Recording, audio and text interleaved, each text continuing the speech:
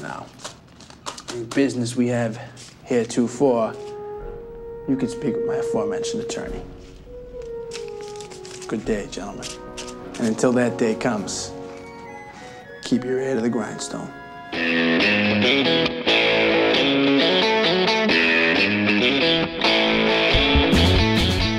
Hello and welcome once again to the Cine-Files, where each week we enter the world of a great film. We explore its themes, its history, the filmmaking, and the influence it has on us today. My name is Steve Morris. I am a filmmaker and directing instructor in Los Angeles, California. Hello, everyone. My name is John Roca. I'm a writer, producer, and host over on the Outlaw Nation and voiceover guy. And very excited to go back into Southie for this second part of Good Will Hunting. And I am very excited to welcome back to our microphones our very special guest, a very special person in my life, Karen P. Morris. Welcome back to the Cine-Files. Hello. Thanks for having me. And I think we're just going to jump right back in. We just had that incredible scene with Sean and Will that ended so powerfully. And now we go from some heavy stuff to a scene that I think is so much damn fun, which is Will and Skylar's first date. And they're in like a joke toy house goofing around. It's really sweet. Yeah, and I'm pretty sure I read that the woman in the scene is actually like one of the proprietors of that joke shop, that place that I think she is, yeah. you know, so, which, I mean, you can't cast better than that. I mean, she is the real deal. And I love her. And I love Minnie Driver. I'm going to say it over and over again in this film. She's so funny in this scene. She's so comfortable being goofy. And as she's wearing like these, joke glasses and speaking in this weird voice, and then we get some backstory. She says, growing up in England, I went to a very nice school. It was kind of progressive, organic, do-it-yourself, private school. And Harvard, hopefully med school. I figured out at the end, my brain's going to be worth $250,000. And first of all, she's wearing a tiara and has a wand and huge glasses at this moment. And what I love in this moment is that comes out of her mouth. And then she realizes how it sounds, particularly because she's talking to a guy who clearly doesn't have a lot of money. That sounded horrible, didn't it? And then, right after that, with castanets in her hand, goes, bring me another Mai Tai. That's a Minnie Driver joke, by the way. That was her improv. And then Will has a sailor hat on, and she has different glasses on, and all sorts of silly stuff going on. And then Will, who has caramels, which is what he said they would have a date over. And then he does his magic trick to make them go away and goes 1, 2, 3. Throws them over his shoulder. I love his last line. It works better when I have my rabbit. They're both adorable in this scene. Like, they're both ridiculously cute because you can see that burgeoning, young love, kind of like, I don't know how to behave around you. Can I be as goofy as I really want to be around you? Can I show you these pieces?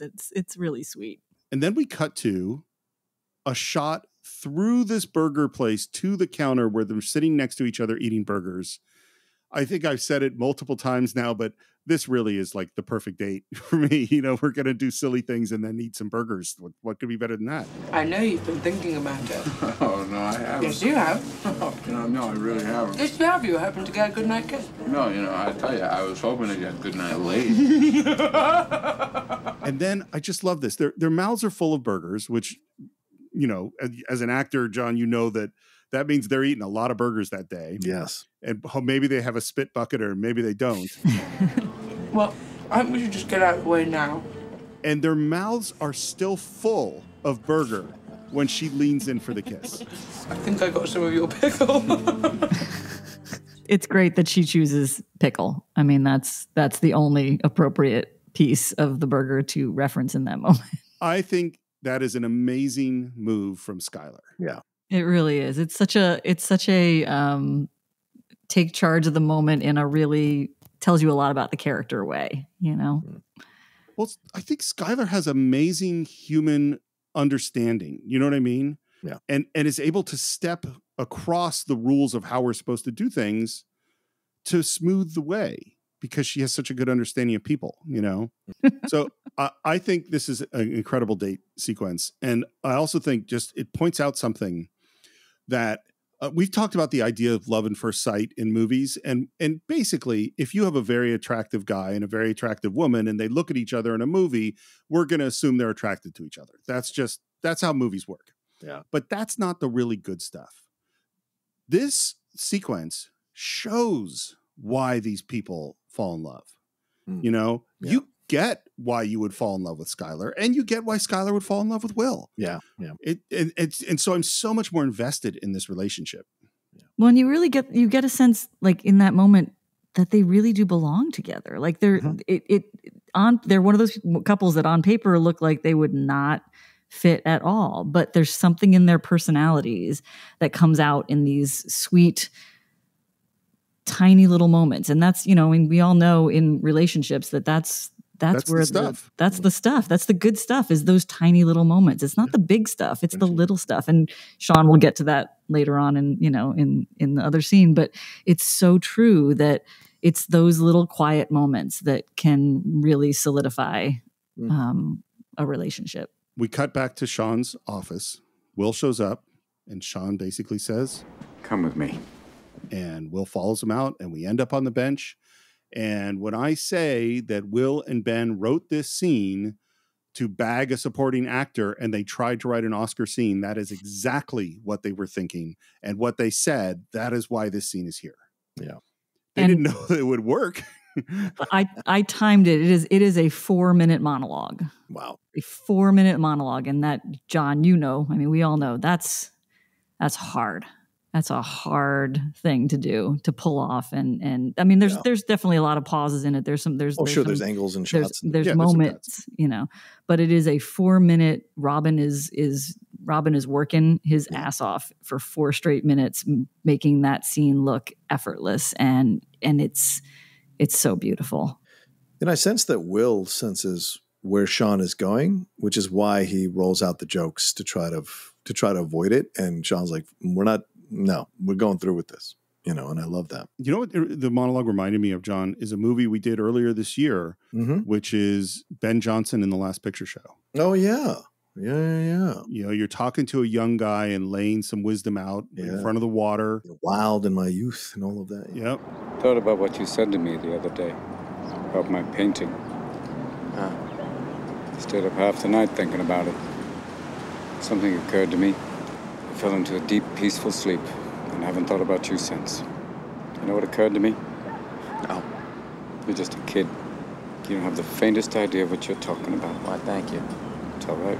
I think what Sean manages to do is to show strength through vulnerability in this scene. Yeah. And that takes a lot of courage and wisdom to do that. Yeah. So if I asked you about art, you'd probably give me the skinny on every art book ever written. Michelangelo. I know a lot about him. I bet you can't tell me what it smells like in the Sistine Chapel. You've never actually stood there and looked up at that beautiful ceiling. And this is this theme of Will has learned tons of stuff. Yeah. But has also used that as a wall to prevent him from living. Oh, yeah. I ask you about love. Probably quote me a sonnet. But you've never looked at a woman and been totally vulnerable. That moment, yeah. Because that's what he was just doing a little bit. He was dipping his toes in the water with Skylar of being vulnerable. Like he wasn't being totally vulnerable, but he's like, he can see that that's something that could possibly happen with her down the line. Yeah. This movie does a thing that I think 100% works that I don't agree with, but I love. And what that is it links mental health and finding love in this way. And that's what this movie is, is Will has to be vulnerable to Skylar and put himself out there in that way. And that's the secret to his mental health. And it works great in the movie. I think people don't necessarily need to find the true love of their life in order to work on their mental health. You know what I mean? Absolutely. Those aren't exactly the same things. But you might not find or be ready for the true love of your life if you don't. Exactly. That's a possibility too. But we should never pin our own happiness on another person. It's got to be internal first, and then hopefully if we're stable enough in our own space, we can then be open for love to find us. Yeah. And this description of love from Sean, and by the way, the camera move was all very planned, is that he wanted to be completely on Sean for the first half of the scene. And then when you get into this section where Sean starts describing the love of his life, the camera is pulling back and now Will is included in this, in the shot. Well, and I think it's even like, I think we're mostly looking at Will and only looking at Sean a little bit on a lot of these things, because you're really, he's forcing us to watch Will's reactions and how Will is taking this in. Feeling like God put an angel on earth just for you, who could rescue you from the depths of hell. And you wouldn't know what it's like to be her angel. To have that love for her, be there forever, through anything, through cancer. Through cancer. It makes me almost cry just saying those words and thinking about that moment, because that's the turn. That's what Will got wrong when he said, "Oh, did she sleep with somebody else?" No, through anything, through cancer. Well, and I can only imagine that speaks to you, John. I mean, that. Oh yeah, it's got to. I mean, yeah, and the dedication, that my mom had for my dad during that whole process was incredible. And you saw that. And, you saw the effect on both, to be honest with you. And it's not all sunshine and rainbows either, but those are the things it's the love that keeps you around. It's the love that keeps you committed to, taking care of that person, genuinely. I hadn't thought about it till you just said that, but Karen just mentioned it's those little things like in the joke shop and the kiss with the burger, that's what love is. And you just said it's the showing up when things are really through cancer. It's those things. That's what love is. And the fact that these two scenes are back to back. Yeah. It's a good point. That the joke shop is the beginning. Yeah. And now Robin's telling you about the hard stuff. Yeah. Kind of like a foreshadowing of what might be coming here. And he's saying they're both love. That's love. And you would know about sleeping sitting up in a hospital room for 2 months, holding her hand, because the doctors could see in your eyes that the terms visiting hours don't apply to you. That line has always stuck with me. It's true. We spent many nights in the hospital with my dad, sitting on the chair or whatever. It's there. I can feel that chair. I know. You know what I mean? Like, I know what sitting in that chair feels like. Yeah, I'm sure. The amazing thing to me about Robin Williams is that my early experience with Robin Williams was this huge personality, loud and fast talking and funny and aggressive and different voices and all this stuff. And the fact that he can pare down to the softest, simplest, most honest delivery is amazing.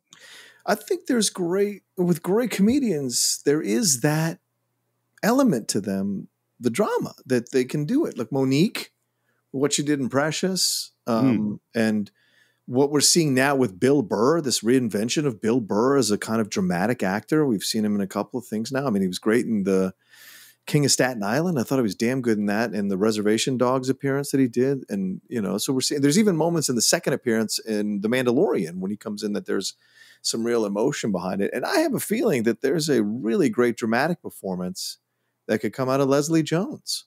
There's a real, and she's hilarious, but there's something there. And look what we're seeing Bill Hader and Barry. So there's, the great ones have that gear. They have that gear they can go to. Eddie and Dreamgirls, it's there. And so, well, and even, it's so nice to see.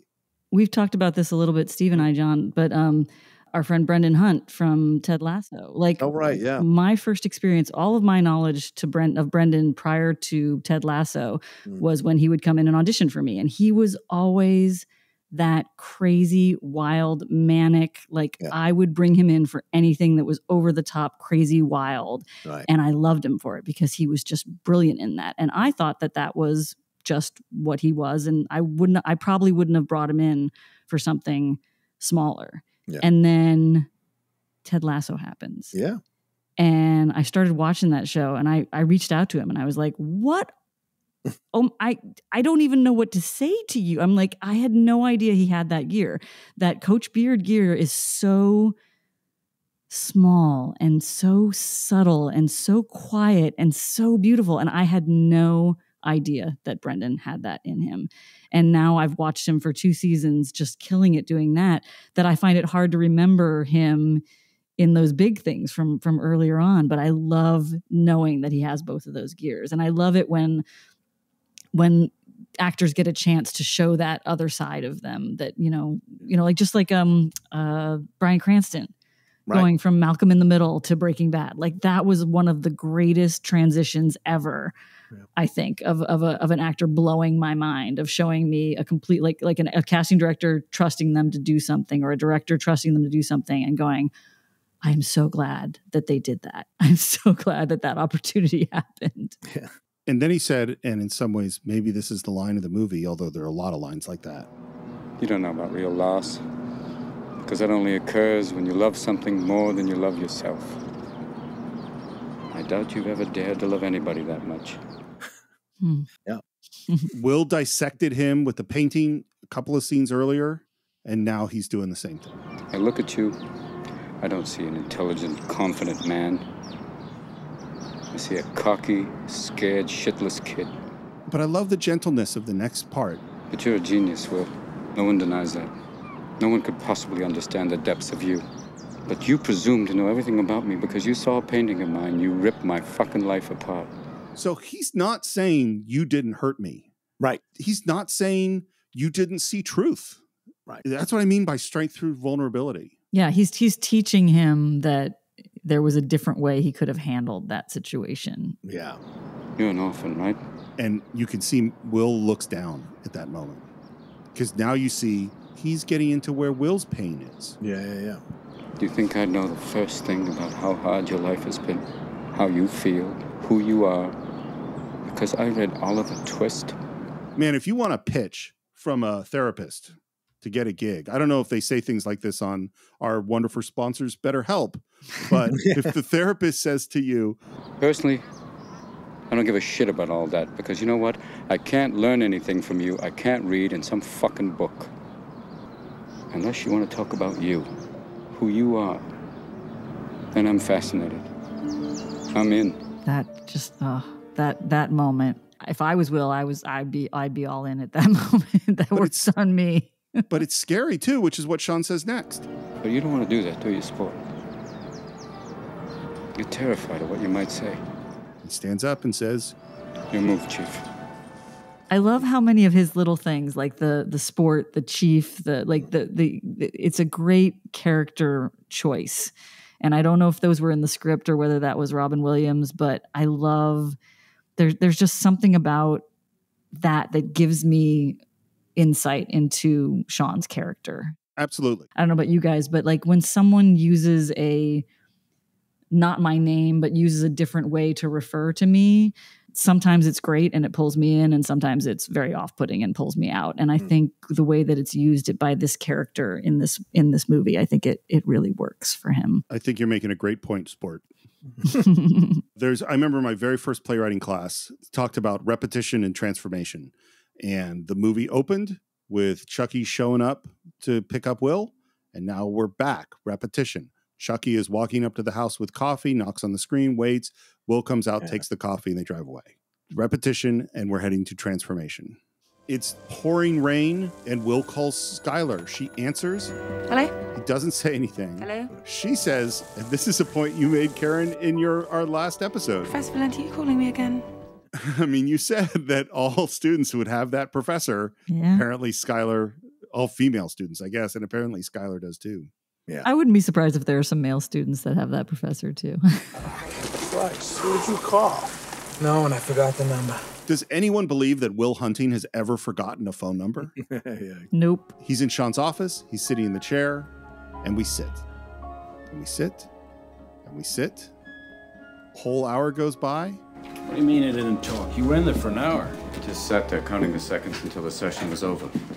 Pretty impressive, actually. What is this, some kind of staring contest between two kids from the old neighborhood?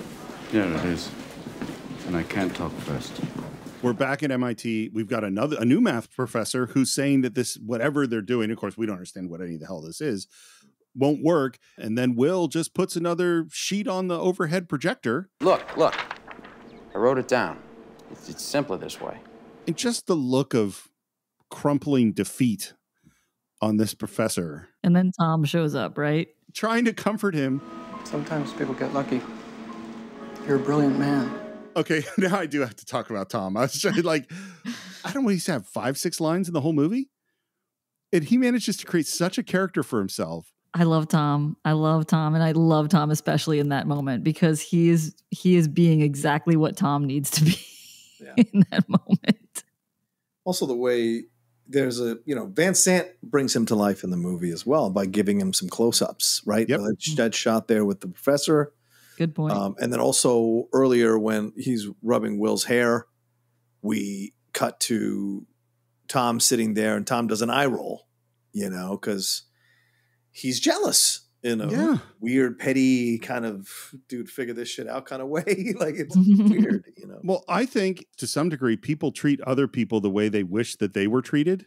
And I think Tom has been there for fucking Professor Lambeau from the beginning. Well, he doesn't respect Tom. Well, this is what's so sad. He doesn't even see Tom. No, right. Yeah. Exactly. Tom is just a person he can use, right? Who's convenient, who worships him. And now this guy, Tom, just gives the love to this other professor that he wishes that he had.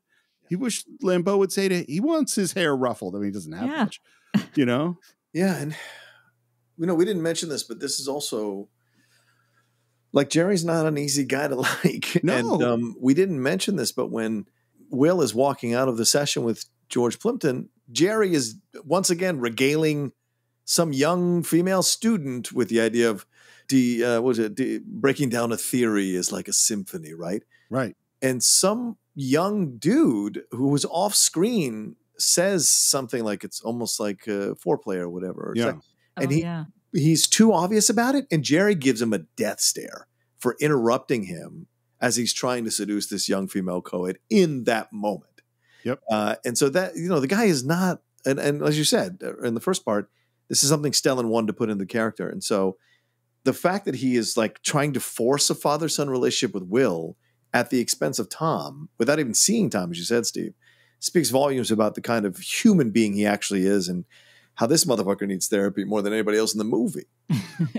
I also, by the way, I'm kind of fascinated by your names. And one of the things I've struggled with in talking about this is whether or not to call him Gerald, Professor Lambeau, or Jerry. And I think there is a big, like the guy that stood up in front of the MIT class and made that speech, that's Professor Lambeau. This is supremely confident, arrogant, has his own style and thing guy. The guy we're going to see later on with Sean, that's Jerry. Yeah. And he doesn't want to be Jerry. He wants to be Professor Lambeau, Fields Medal winner, So we're back with the staring contest with Sean and Will. Sean even starts to fall asleep.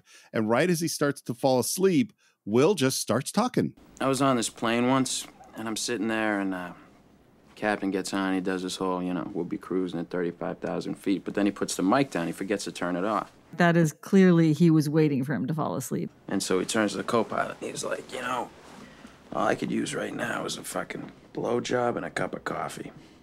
So the stewardess fucking goes bombing up from the back of the plane to tell him that the microphone's still on. This guy in the back of the plane's like, hey, hon, don't forget the coffee. Sean laughs at the joke and says, you ever been on a plane?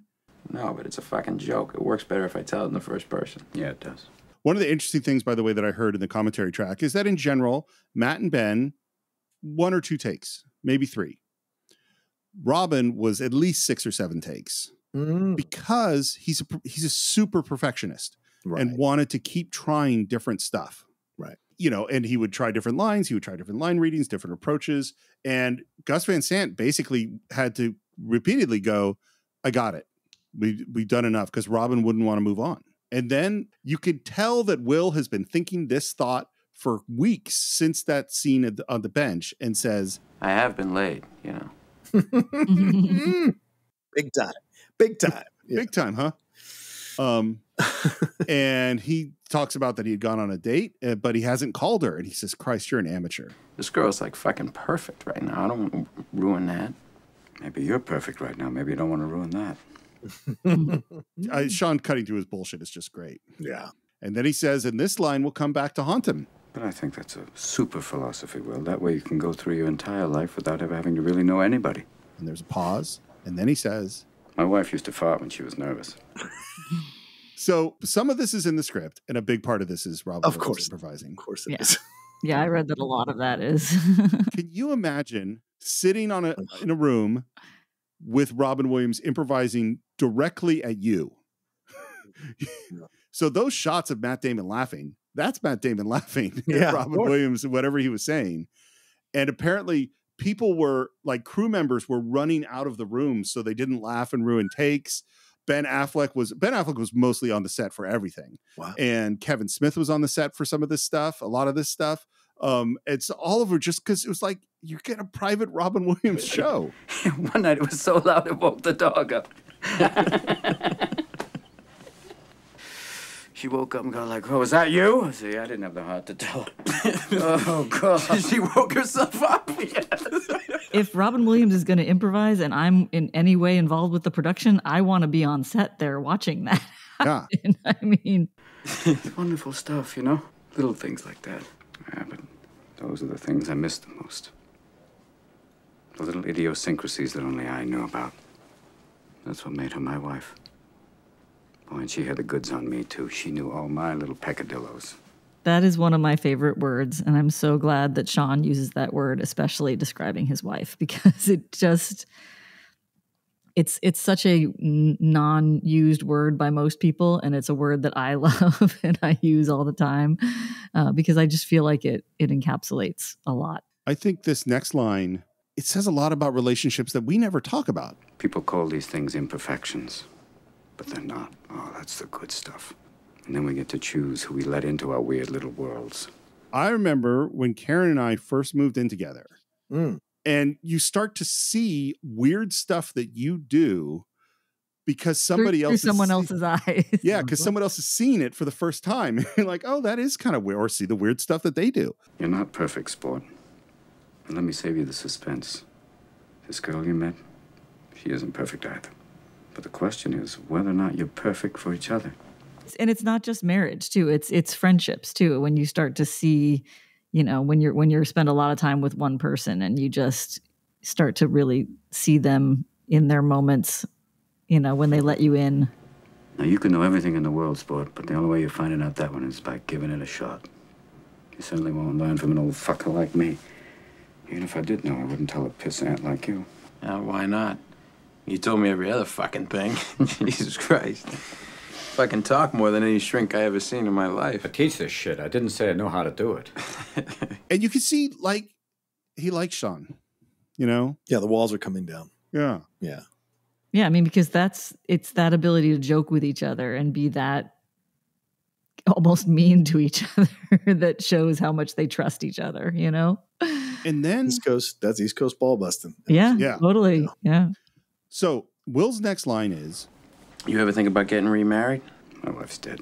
My question for both of you is that a friendly, curious question or an opening to an attack? I don't know. That's a great question. I'd have to rewatch the scene and watch his face and where Van Sant, like how long he drags out the looks between them to see what's going on. But I guess my initial reaction would be, I think he's just trying to make conversation because, as you said, he's kind of put the walls down a little bit. But he did call him a pissant, so maybe Will is feeling a little more comfortable. As Karen pointed out, the banter between them, so he thinks he can ask about this and get to know him a little bit more. And the reaction there from Sean is pretty strong. You know, I don't think it's actually either. I think it's more Will trying to learn to see if he can get even deeper into learning about Sean, because I think he knows the answer, and I think he knows the answer is going to be my wife is dead. Oh, yeah. I think he knows that is going to be the answer, and I think he wants him to say it, and I think he wants him to know that he sees that. Like, I feel like there's almost a moment between them where he's asking him this question, knowing the answer he's going to get, so that they can have that just known between them that he gets more of the wife thing now.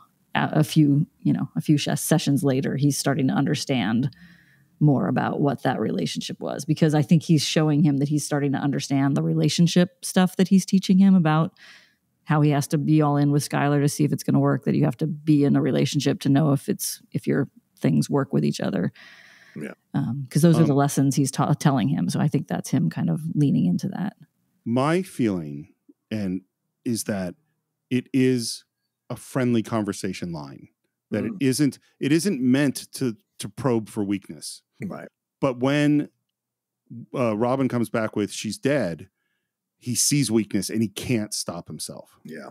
Well, I think that's a super philosophy, Sean. I mean, that way you could actually go through the rest of your life without ever really knowing anybody.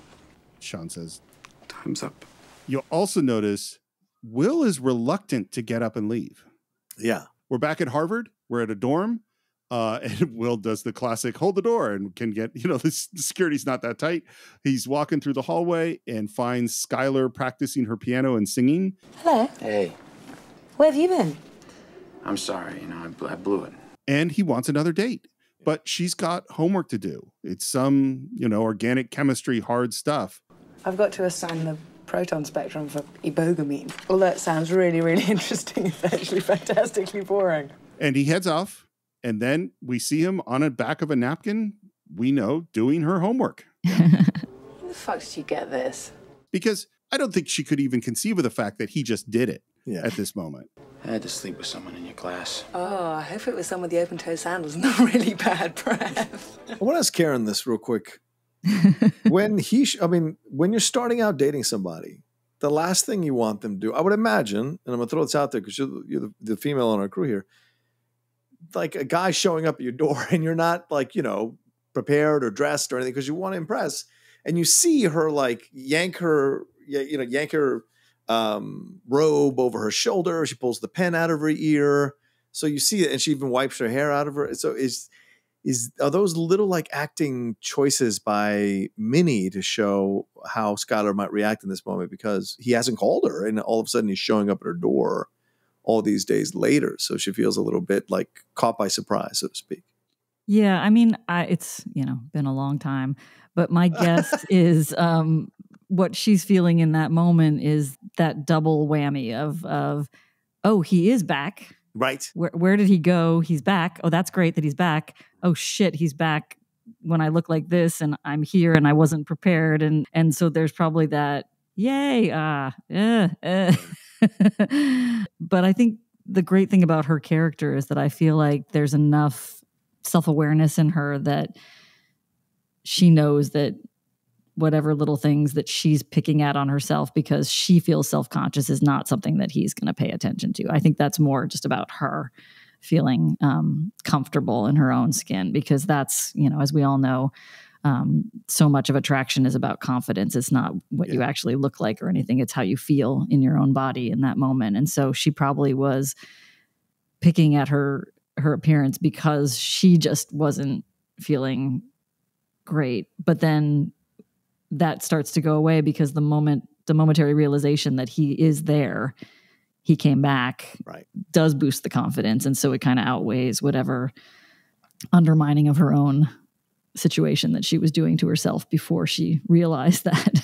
We cut to an excellent dating spot, the dog race. Hey. Apparently they did go to the real races, and Minnie Driver really did make a bet on the dog, and it really did win. That's awesome. Yeah. And I don't know if you remember this story, Steve, but when I was in school in Boston, there was one acting class where we did these empty scenes. The empty scenes. John, did you ever do these? They called them review sketches, and they were just scenes. They were like a page and a half of innocuous dialogue that said nothing in particular. It had no context. There was no context. It was just random lines that could happen in any situation, and you had to imbue it with, you would come up with you and your partner would come up with your situation of what your review sketch was about. Right. And one of my partners and I got on the tee and went to the dog track, and we did our review sketches on the tee back and forth. And we made our whole thing based on a trip to the dog races in Boston. So when I saw that scene, it touched my heart because it brought me back to my college days. Nice. Dog racing is crazy. It's funny and interesting and weird and similar and totally different from horse racing in a very strange way. And to be clear, those dogs are fast. Yeah. Oh, yeah. As she says, glowing from her win, she starts to ask some personal questions. So did you grow up around here then? Not far south Boston. And what was that like then? It was, normal, I guess. Nothing special. Does she know he's lying? I don't think she knows she's lying until the brothers thing. I think that's where she, starts to kind of log some red flags in her mind. Like, this is odd. My guess is she hasn't, that she certainly isn't necessarily going to take his first answer as being the truth. I mean, I think she knows him enough at this moment to just go, okay. Have you got lots of brothers and sisters? Do I have a lot of brothers and sisters? That's what I said. Well, Irish Catholic, what do you think? Right. And this is the thing about lying. If you're going to lie, don't make big lies. Yeah. Make lies that are close to the truth. Yeah, but if your will, you want to make the big lies because it's a test. It's a test to himself. Can I do this? Can I pull it off? And his lie is that he has 12 big brothers. He's lucky number 13. And she's suspicious, asks for their names, and Will's a genius. Yeah. So he lists all the names. Marky, Ricky, Danny, Terry, Mikey, Davey, Timmy, Tommy, Joey, Robbie, Johnny, and Brian. And she says, say it again, lists all the same names in the same order. Marky, Ricky, Danny, Terry, Mikey, Davey, Timmy, Tommy, Joey, Robbie, Johnny, and Brian. Do you still see all of them? Yeah, well, they all live in Southie. I'm living with 3 of them right now. Oh, yeah? Yeah. It's so funny, like the romantic comedy sometimes work. Whenever there's a lie in a movie, it plants dread in the audience. Because the lie is going to get blown at some point. Right. Do you still counsel veterans? No, I don't. Why not? Well, I gave it up when my wife got sick. And then Will asks, in the last scene, he asks, did you think about remarrying? In this one, he asks, you ever wonder what your life would be like if you never met your wife? What, wonder if I'd be better off without her? No, I'm not saying better off. I didn't mean it like. It's all right. It's an important question. I think that's such an important line because that is Will caring about Sean's feelings. You're right. And purposefully, blatantly showing him that he cares about his feelings. Like he's saying, I'm not trying to. He's saying, I am not fucking with you right now. Yeah.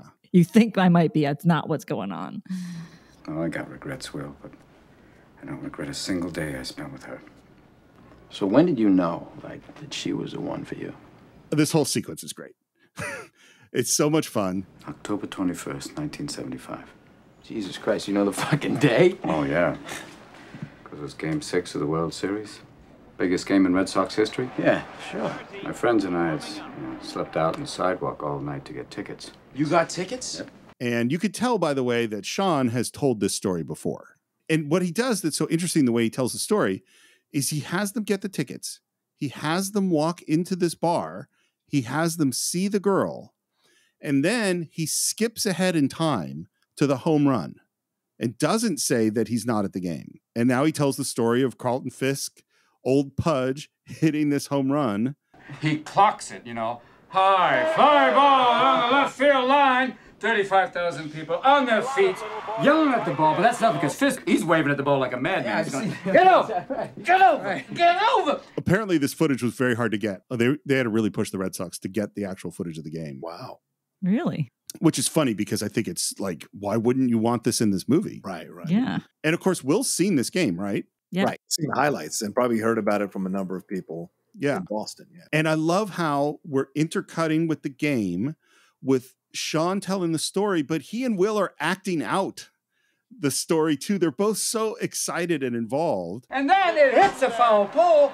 Oh, he goes apeshit. And 35,000 fans, they charge the field, Yeah, and he's fucking blowing. He's like, get on the get away! Get away! There was something I read that said that Sean's office was even set up with 4 chairs that were like the bases, and there were people in the center that was kind of like the pitcher's mound, and that they were circling around it. And I didn't have time to go back and watch it after I read that, but I thought now I kind of want to look at that scene again and see if they're actually acting it out with with bases and everything. I can't fucking believe you had tickets to that fucking game. Yeah. Did you rush the field? No, I didn't rush the fucking field. I wasn't there.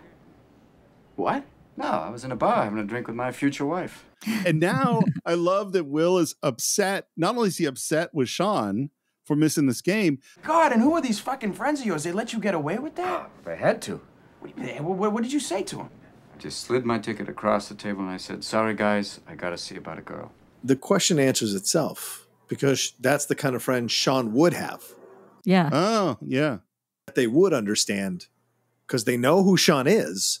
They would understand that Sean would give up the ticket. Plus, again, as you see at the button of the scene, I didn't know Pudge was going to knock it out of there. It's a World Series game, and maybe the Reds were dragging their feet on giving the footage because they lose the next game and lose the World Series to the Reds in 1975. So, but this is a very famous home run, and so it was great to see it pop up in the film and the description of it all, and that's the level that he's talking about. Like, I missed out on something like this, but as he's about to tell us, it would have been worse to miss out on the life I had with her. As Steve Morris has told me for all the time that I've known him, it makes for a really good story. It makes for a better story that he wasn't at the game. Yeah. Oh, absolutely. By the way, I'm sure that the odds of me doing what Sean did are incredibly slim.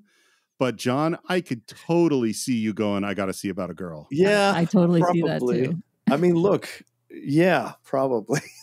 I mean, totally see that being you. But I'm also very thankful that I have a girlfriend who understands my love of sports and shares it at least with one team, and is cool. Like when I sit here and watch NFL on Sundays, she's watching RuPaul. So we have our balance. Yeah, that's what it's all about. But I would totally slide the ticket across if it was the right person, for sure. Look, I'm here in San Diego because, I left my friends basically. Because you had to go see About a Girl. I had to see About a Girl. I had to see About a Girl.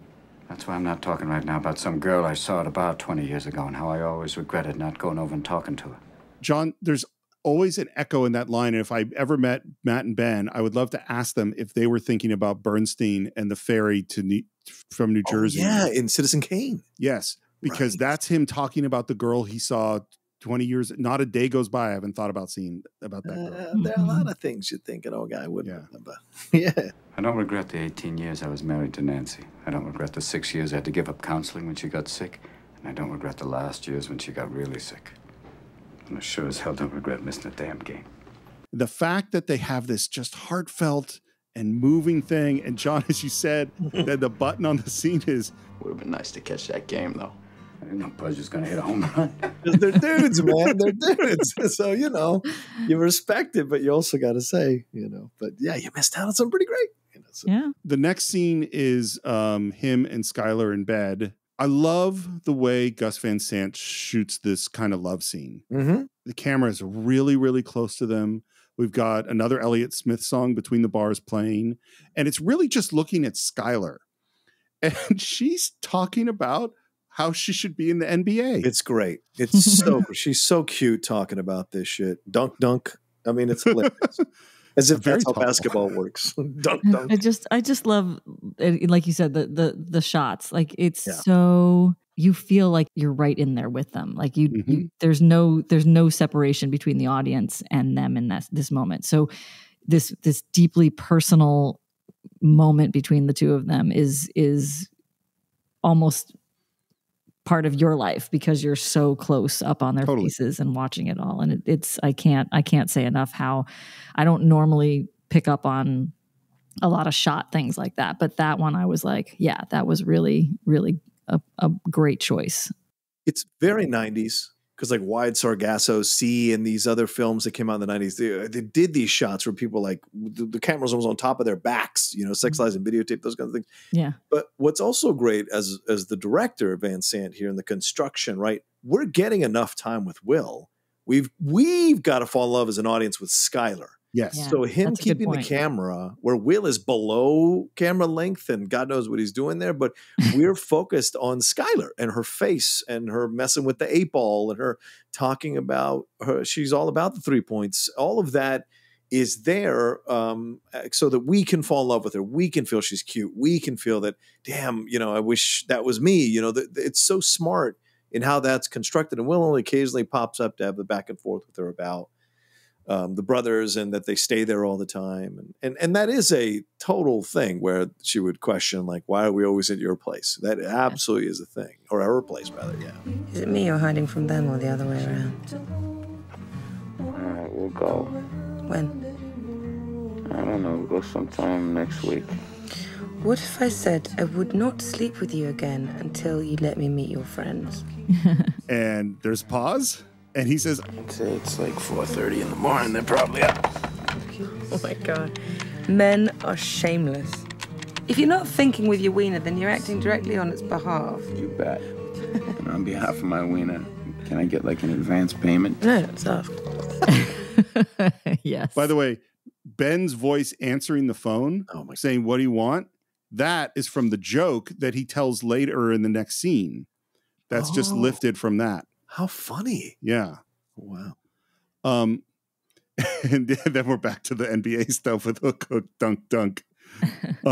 It's beautifully shot. And I love at the end of the tail end of that back and forth, she calls him out because he's making a baseball reference. And she goes, don't mess up your sports references. Don't combine the sports references. That's genius. I don't know how much of this Minnie actually understood, but I thought it was genius, you know. And then we cut to she's come out and she's with the guys in South Boston. And first Casey is telling a story, and then Ben Affleck gets to tell this story, which is like a classic. Apparently, like everybody tells this story about as if it was their uncle that it happened to. And Ben had heard this story a million times, was super excited to tell it. Yeah. And what they did was they did some takes where Ben just told the story. And then Gus Van Sant, after they'd done those takes, said to Casey, keep interrupting him. Don't let him tell the story. Yeah. And then those two takes are intercut so that he can have the clean version and he can have Ben getting irritated and with all the interruptions. Right. And the story, if you want to hear what it is, go watch the movie. I would pick it up at Cine-Files.net. It's worth your time. So he finishes this story, gets a big laugh, and then Skylar says, Morgan, let's see if you can get this one. I've got a little story for you. She sings in this moment in a way that I don't think any of us ever expected Skylar to come out swinging the way that she does, and she gets a fucking home run. She's one of the guys in this moment telling the story. She's not trying to fit in. She's having fun. And look, the Casey Affleck, Ben Affleck back and forth about the story with Cole Hauser trying to, calm down. Casey's almost like a dog, and Cole is trying to be like, stop it. He's trying to calm him down. And the back and forth is so great and natural, so that when she tells her story, it's uninterrupted. It really carries more weight and more power, and you're focused on it more to hit that ending. And the ending is so great. Even Casey's like, I've heard dirtier. I've heard dirtier. What I love, and Karen, you sort of touched on this, is she's not trying to pretend that she's anything that she's not. Mm-hmm. You know what I mean? She's not like trying to act like them. Yeah. She's not hiding that she comes from wealth, but she is also 100% comfortable in this environment with these guys. Yeah. Like she doesn't feel out of place. Yeah. Yeah. Body humor does not bother her in the least. And she is happy to throw down. Well, and a nervous person would never tell this joke. Right. Right. Yeah. And I don't know if we should play it or not. I think her performance is just amazing. How can you not? I feel like you have to. There's an old couple in bed, Mary and Paddy, and they wake up on the morning of their 50th anniversary. And Mary looks over and gazes adoringly at Paddy. She's like, oh, Jesus, Paddy, you're such a good-looking fella. I love you. What I love too, by the way, this is how this happened, is that this part wasn't written for someone from England. So right. Matt and Ben told Skylar, or told Minnie, this joke as an American version of the joke. Right. And then she transformed it into the British version of the joke. Oh, gee, Patty. I want to give you a little present. Anything your little heart desires, I'm going to give it to you. Her Irish is incredible. Of course, she had just done Circle of Friends a couple of years before this film, but like her Irish is fantastic. She's London born. She was raised in Barbados. Her mom, I think, or dad, I think, is part Scottish. So like, there's no Irish necessarily here, but her Irish is fucking on point, man. The accent. And it's not an easy accent. No. God, gee, Mary, that's a very sweet offer. Now, in 50 years, there's one thing that's been missing. And I would like you to give me a blowjob. The reaction that goes around with the friends is perfect, because they go, oh, she's telling a dirty joke. Mm-hmm. And then you would get to, after the blowjob, she takes her teeth out and puts them in a glass and gives him a blowjob. Now that's what I've been missing. That was the most beautiful, earth-shattering thing ever. Beautiful, Mary, I love you. Is there anything that I can do for you? And this is a visual gag. Oh, yeah. So we have to describe that right before she finishes this joke, she takes a sip of her beer and with beer pouring out of her mouth says, Give us a kiss. oh my God. Okay. Fantastic. I love that she's drinking Guinness too. That's great. And then we're heading out of the bar, and there's some discussion about who's giving who a ride home and where are they going. Yeah. And he wants Chucky to take him back to Harvard. Hey, wait a minute. You said we were going to see your place. No, not tonight. Oh, no, not tonight. Not any other night, hon. He knows once you see that little shithole, he's getting dropped like a bad habit. And then she says, Fuck, want to meet your brothers. and watch Ben Affleck. Complete change of face. Yep. Because he knows that he's been ball busting him thinking that maybe he's told her the truth. But when she says the brothers thing, they both change. Because Will goes, give me the keys. There's no playful joke or anything. And Ben is just like taken aback for a second. And he's almost like, are you going to fuck this up too, man? Like, you're lying to her. You're but he does back his play. You know, he does back his play. He does. Yeah, he's a boy. You got to back his play. But yeah, you can also be like, dude, what the fuck are you doing? You know? Well, it's exactly what you brought up before, John, of watching your friend repeatedly fuck up. Yes. You know? Yes. We're at an Irish bar, and now Sean is telling the same stewardess story, the joke that Will told, which I love that he didn't laugh that much when Will told it, but inside he's going, oh, this is a good joke. I got to use this sometime. And then in comes Jerry. And, you know, he introduces him to this bartender. No, wait a minute. We're not going to go past the fisherman guy sitting on the edge of the bar, are we? Like, that's a great genius move by Van Sant to give that feeling of Boston Irish color. Yeah. When he's like, oh shit, you didn't say that. For Christ's sake, Marty, it's a joke. I love that because every bar has that one fucking angry motherfucker at the end of the bar who's always doing some weird shit. So I love that he threw that little moment in to give more authenticity to the film, you know. In comes Jerry, and it's obvious, by the way, that this is Sean's world. These are people that he knows really, really well. Yeah. Can I get you a beer? No, just a Perrier. It's French for club soda. Club soda, yeah. A couple of sandwiches, too. Sure. Put on my tab. You ever plan on paying your tab? Yeah, Chief. Got the winning lottery ticket right here. Which is only a thing you do when you just know the guy, know the place. When that's your bar. Yeah. Have you talked to him at all about his future? No, we haven't gotten into that yet. We're still banging away at the past. And what we hear is that there's these job offers coming along. It's great that they're offers, but I don't really think he's ready for that. I'm not sure you understand, Sean. And then Jerry makes this move. Tim, can you help us? We're trying to settle a bet. Uh-oh. You ever heard of Jonas Salk? Sure, cured polio. You've heard of Albert Einstein? How about Gerald Lambeau? Ever heard of him? No. Thank you, Tim. So who won the bet? I did. Jerry's subtle, maybe not so subtle, classist condescension towards Tim is really irritating and well done. Yeah. Because he basically used him as a prop. Yeah, he did. You know, as he uses most people in his life as a prop. But the point he thinks he's making is that this isn't about him. Yeah. That this is just about that I just care about the kid. Whether or not that's true is a different question. And what he does is make a comparison to Einstein, this genius who was an unknown, Swiss patent clerk who changed the world. Can you imagine if Einstein would have given that up just to get drunk with his buddies in Vienna every night? We all would have lost something. Pretty dramatic, Jerry.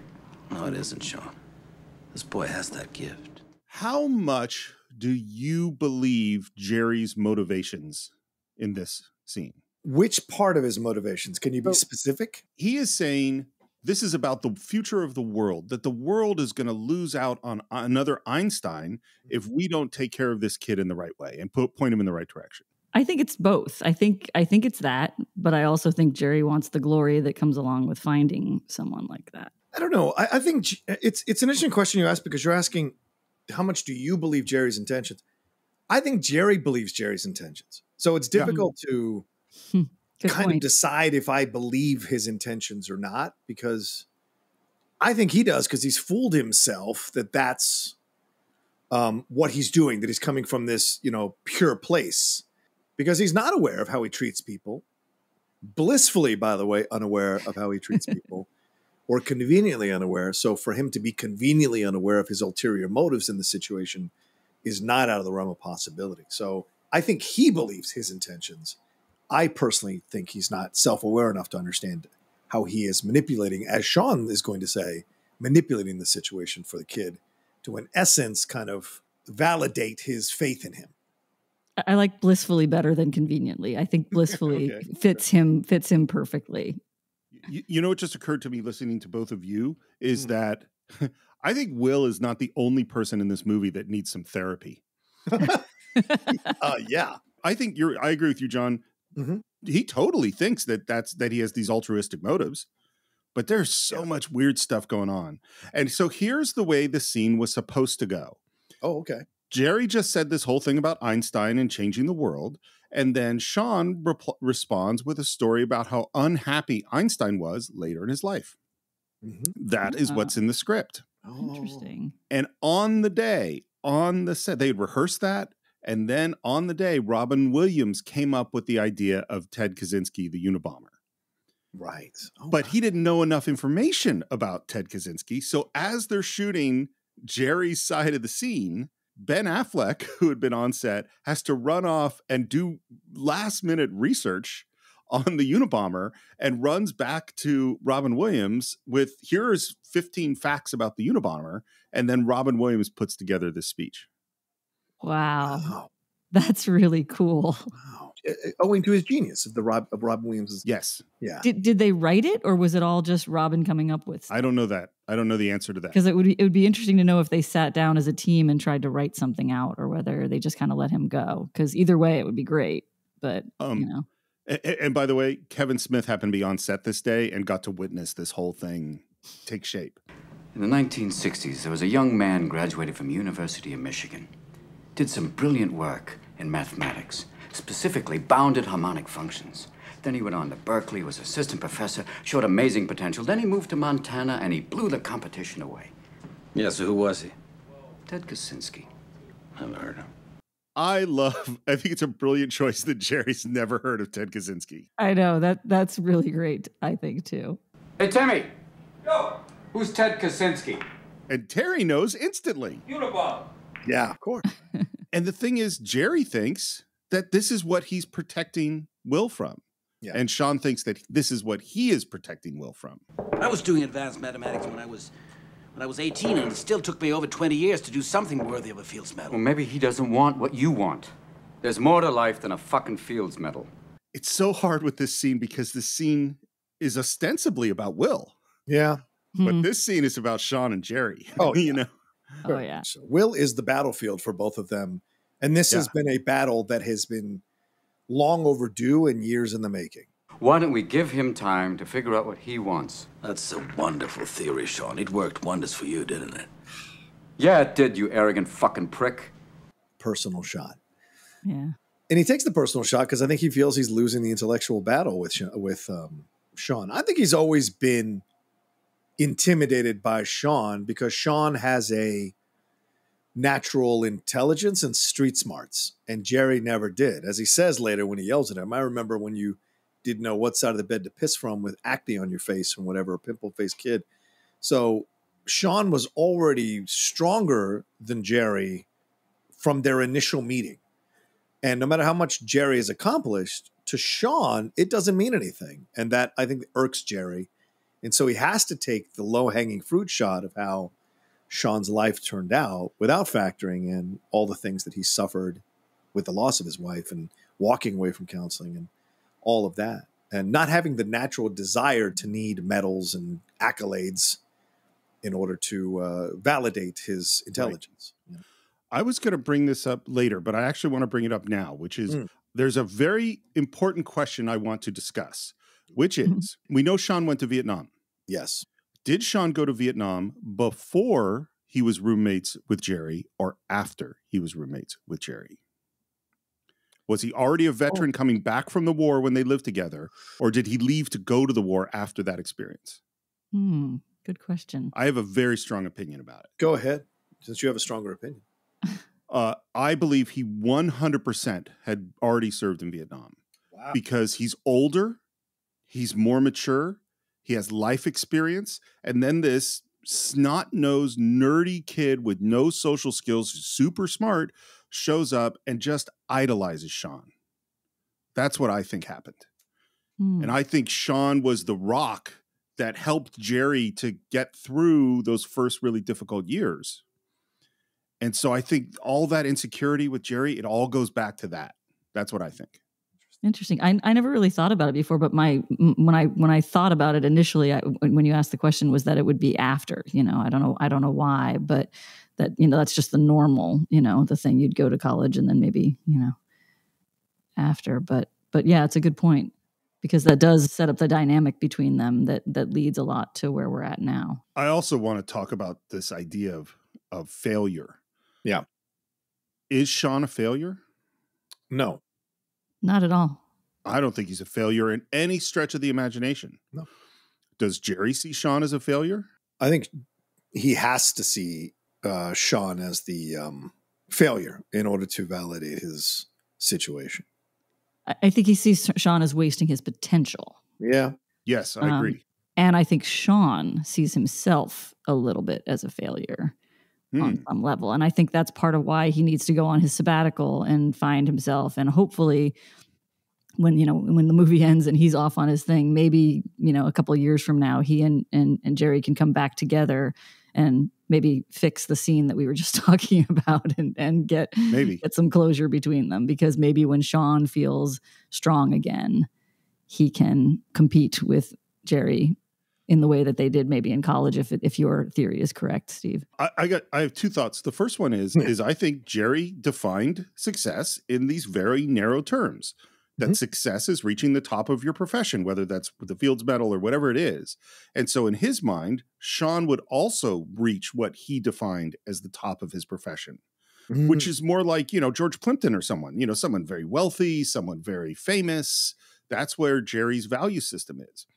And I would not, I don't think, I would push back a little bit, Karen. I don't think Sean thinks he's a failure. I think Sean knows he's stuck. I mean more like he sees himself as a failure in Jerry's eyes. Like, I think he understands that Jerry sees him as a failure. Yeah. And I think he feels like he hasn't lived up to his potential, which he hasn't, because he got derailed when his wife got sick. And so he stopped, he stopped doing all the things that meant something to him. I mean, obviously the working with veterans and all that kind of stuff, that was a huge thing for him. And giving that up was easy, but hard, because that was, I think, where he was making his place in life. That's where he was making his impact on the world. And so I think this whole thing with Will has been so great for him, because it has caused him to go into therapy on himself while he's therapizing this kid, which makes him realize his own stuckness and his own needs to shake things up and to get back out there, because he can see, he sees himself sitting there with a bottle, several bottles, many nights, very sad. And he knows that that's not a good place for anyone, especially not a therapist who's trying to help other people. Yeah. Well, I think they just both approach the world in a fundamentally different place, right? I mean, I don't know Jerry's upbringing, but clearly he's of course, he's Swedish. So what was his upbringing like? Was it a colder upbringing? Were his parents more distant? Was he an introvert? These are these things that factor into it. So for him to have human empathy for large numbers of people may not be Jerry's natural, instinctual decision. Whereas Sean comes off as more vulnerable, warm. We don't know if Sean had younger brothers. Did Sean have to take care of his family at some point? Did Sean, there's all kinds, because people come from Southie, it's not the richest place to come from. There are tough situations. So we know maybe having to take. Huh? Sorry.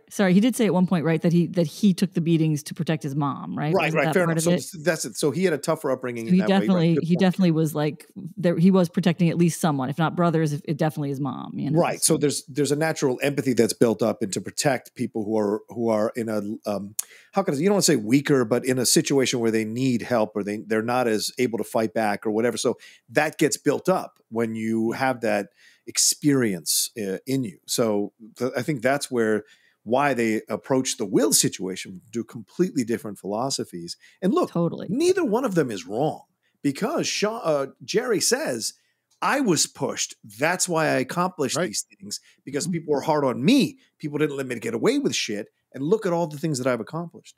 And Sean had a different approach and had a different situation, and he accomplished certain things as a human being. Yes, that is just as valuable as any Fields Medal or that Jerry has, and I would argue could reap greater benefits as he gets older versus a Fields Medal for Jerry, which later in the film he scoffs out and tells Sean he can go get it, or he can have it. He can go get it to him and give it to him. So there's the difference there in the philosophies, but neither one of them are wrong necessarily. And I would caution people to not think one is wrong over the other. It's just that both of them were able to accomplish things because of how they were particularly raised. So they're trying to transfer that onto Will.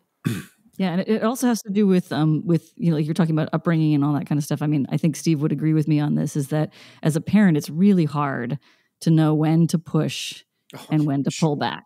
Yeah, well, thanks. And, like there's certain kids, like I was pushed by my parents and I reacted well to it. I thrived by being pushed.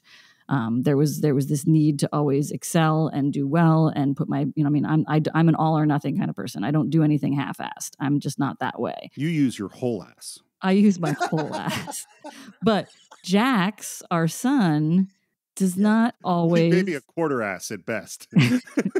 He just doesn't respond to pushing well at all. I mean, once in a blue moon, if you push him, it works. But 9 times out of 10, if you push him, it always backfires. And it's a really difficult, because it's all about that interpersonal relationship. Like it's not just about whether the person wants to be pushed, but is the right person pushing them. And so there's complications and all of that. And so I think that's what's so cool about the Sean and Jerry thing, is that I feel like at a certain point in their lives, they pushed each other really well. Like they were a good force for each other. Yeah. And now maybe not so much. I mean, in a way, these are Will's two fathers, or at least his father figures, and John, as you articulated beautifully, they represent these two. There's the heart, that's Sean, and there's the head. And Will does need both of them. I came here out of courtesy. I wanted to keep you in the loop. Nice to be in the loop. The boy's in a meeting right now. I set up for him over at McNeil. And of course, we think we're about to see a meeting with Will and some, fancy company or something. And we take a shot of the building and we hear these people say, "Well, Will, I'm not exactly sure what you mean. We've already offered you a position." This fucking scene is such a great bit of silliness. Classic scene, man. Lots of people wanted it cut out of the movie. A bunch of people didn't want them to even shoot it. Yeah. Oh, really? Interesting. Well, because it's not about Will. It's just, it's like a showcase for Ben Affleck, who I don't know if he's ever been funnier than he is in this scene. I think you might be right. There's something about him in this role that I just love. I feel like as he's gotten older, he's gotten more, stuffy serious and more, serious and all that kind of stuff. In this role, you feel like you're getting, young Ben Affleck, who's really just willing to do anything to make people laugh and to entertain. It's really fun. Cut to Chucky. Let's take a moment just for his outfit. The shoes and socks. Oh my God. The suit that's a little too small, the hair that's slicked back. It's a weird color. Like, it's amazing. Nobody in this town works without a retainer, guys. You think you can find somebody who does? We tell you have my blessing. But I think we all know that person's not going to represent you as well as I can. And they say they've offered him $84,000 a year. And he says, Karen, retainer.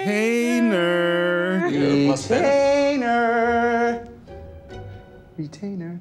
What's really funny, by the way, is I bet there's a bunch of people in this world that now know what a retainer is only because of this scene. Sure. You want us to give you cash right now? Whoa, easy. Nah, I didn't say that. And there's some beautiful malapropisms, to use a big word, which means using the wrong word. Allegedly, your situation for you would be concurrently improved if I had $200 in my back pocket right now. I just love that he's throwing out random big words that he can think of, whether they make sense or not. He's just like, what's a big word I can come up with right now? And they scramble to put some money together. And he says, and I think this has just become part of the vernacular. Let me tell you something. You're suspect. You're suspect. He's suspect. That might have come up in a running charades or in a game of murder at some point. That might have come up. You're suspect. You're suspect. Yes, you have to use that in a game of murder. I don't know what your reputation is in this town, but after the shit you tried to pull today, you can bet I'll be looking into you. They've literally given him some money, and we're totally rooting for Chucky, I think, in the scene. Oh, of course. And he's kind of walking away. They're totally bewildered, and he says, Now, in business we have heretofore, you can speak with my aforementioned attorney. Good day, gentlemen. And until that day comes, keep your ear to the grindstone. I love the ear to the grindstone too. It's the tapping. It's all these little mannerisms of him. And Karen, I think you bring up an excellent point. This is Ben Affleck before everything. This is a relaxed guy from Boston hanging out with his buddy making a movie. He's much more relaxed. Fun, but it's later when the pressure of everything, becoming the movie star and then being criticized by millions and millions of people. Can he act? Can he not act? The J-Lo situation that's sinking all the way down, then climbing back up with directing, then the Batman situation, and falling down after that film of his that he did set in World War, or set during bootlegging times or whatever, and then having to slowly climb back up, and now finding happiness with J-Lo and all this kind of stuff. So, yeah, this is the more relaxed Ben. It's because it's before all the drama, exactly. And I bet he would love to go back and be that guy again. And be able to relax. He was really good at it. I wish we could see him do it again because it was great. Well, it's like him as a supporting actor in Shakespeare in Love. Yes. Oh, really funny. Yes. Yeah, really good. You're going to do it like that.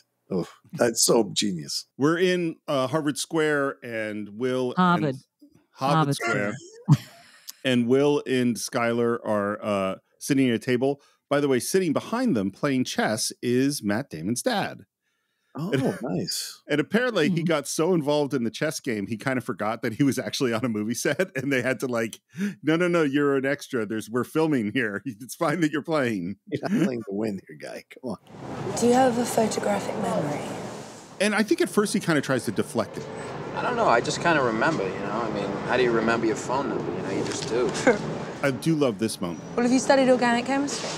A little bit. Oh, just for fun? Yeah, for kicks. Yeah, it's so much fun studying organic chemistry. Are you mad? And then this line, it ends up going in a totally different direction from where I would have thought that it was about to go. She says, nobody studies it for fun. It's not a necessity, especially for someone like you. Someone like me. And the danger signs, right? Yeah. Someone like you. And you see his back sort of straighten up, and you expect that she's going to back down and go, oh, I didn't really mean that. And no, I'm sorry. It just came out wrong. But instead, she pushes forward on it. Yeah. Someone who divides their time fairly evenly between batting cages and bars. I would hardly say it was a necessity. Calls him out. Yep. Yeah. That's one of the great things about Skylar is just she's of a different world and is not fazed by him. I don't understand how your mind works. Do you play the piano? I want to talk about this. No, I'm trying to explain it to you. You play the piano. And then he talks about how someone like Mozart or Beethoven, when they looked at the piano, they could just play. So what are you saying? You play the piano? No, not a lick. I mean, I look at a piano, I see a bunch of keys, 3 pedals, and a box of wood. But Beethoven, Mozart, they saw it, they could just play. I couldn't paint you a picture. I probably can't hit the ball out of Fenway. I can't play the piano. But you can do my Oakham paper in under an hour. Right. Well, I mean, when it came to stuff like that, I could always just play. It's a great explanation, by the way. It really is. Like, it works so well. It has stayed in my mind ever since that movie, because we all have things that we can instinctually do. And we're always amazed at people who don't have that instinctual ability to do it. Yeah.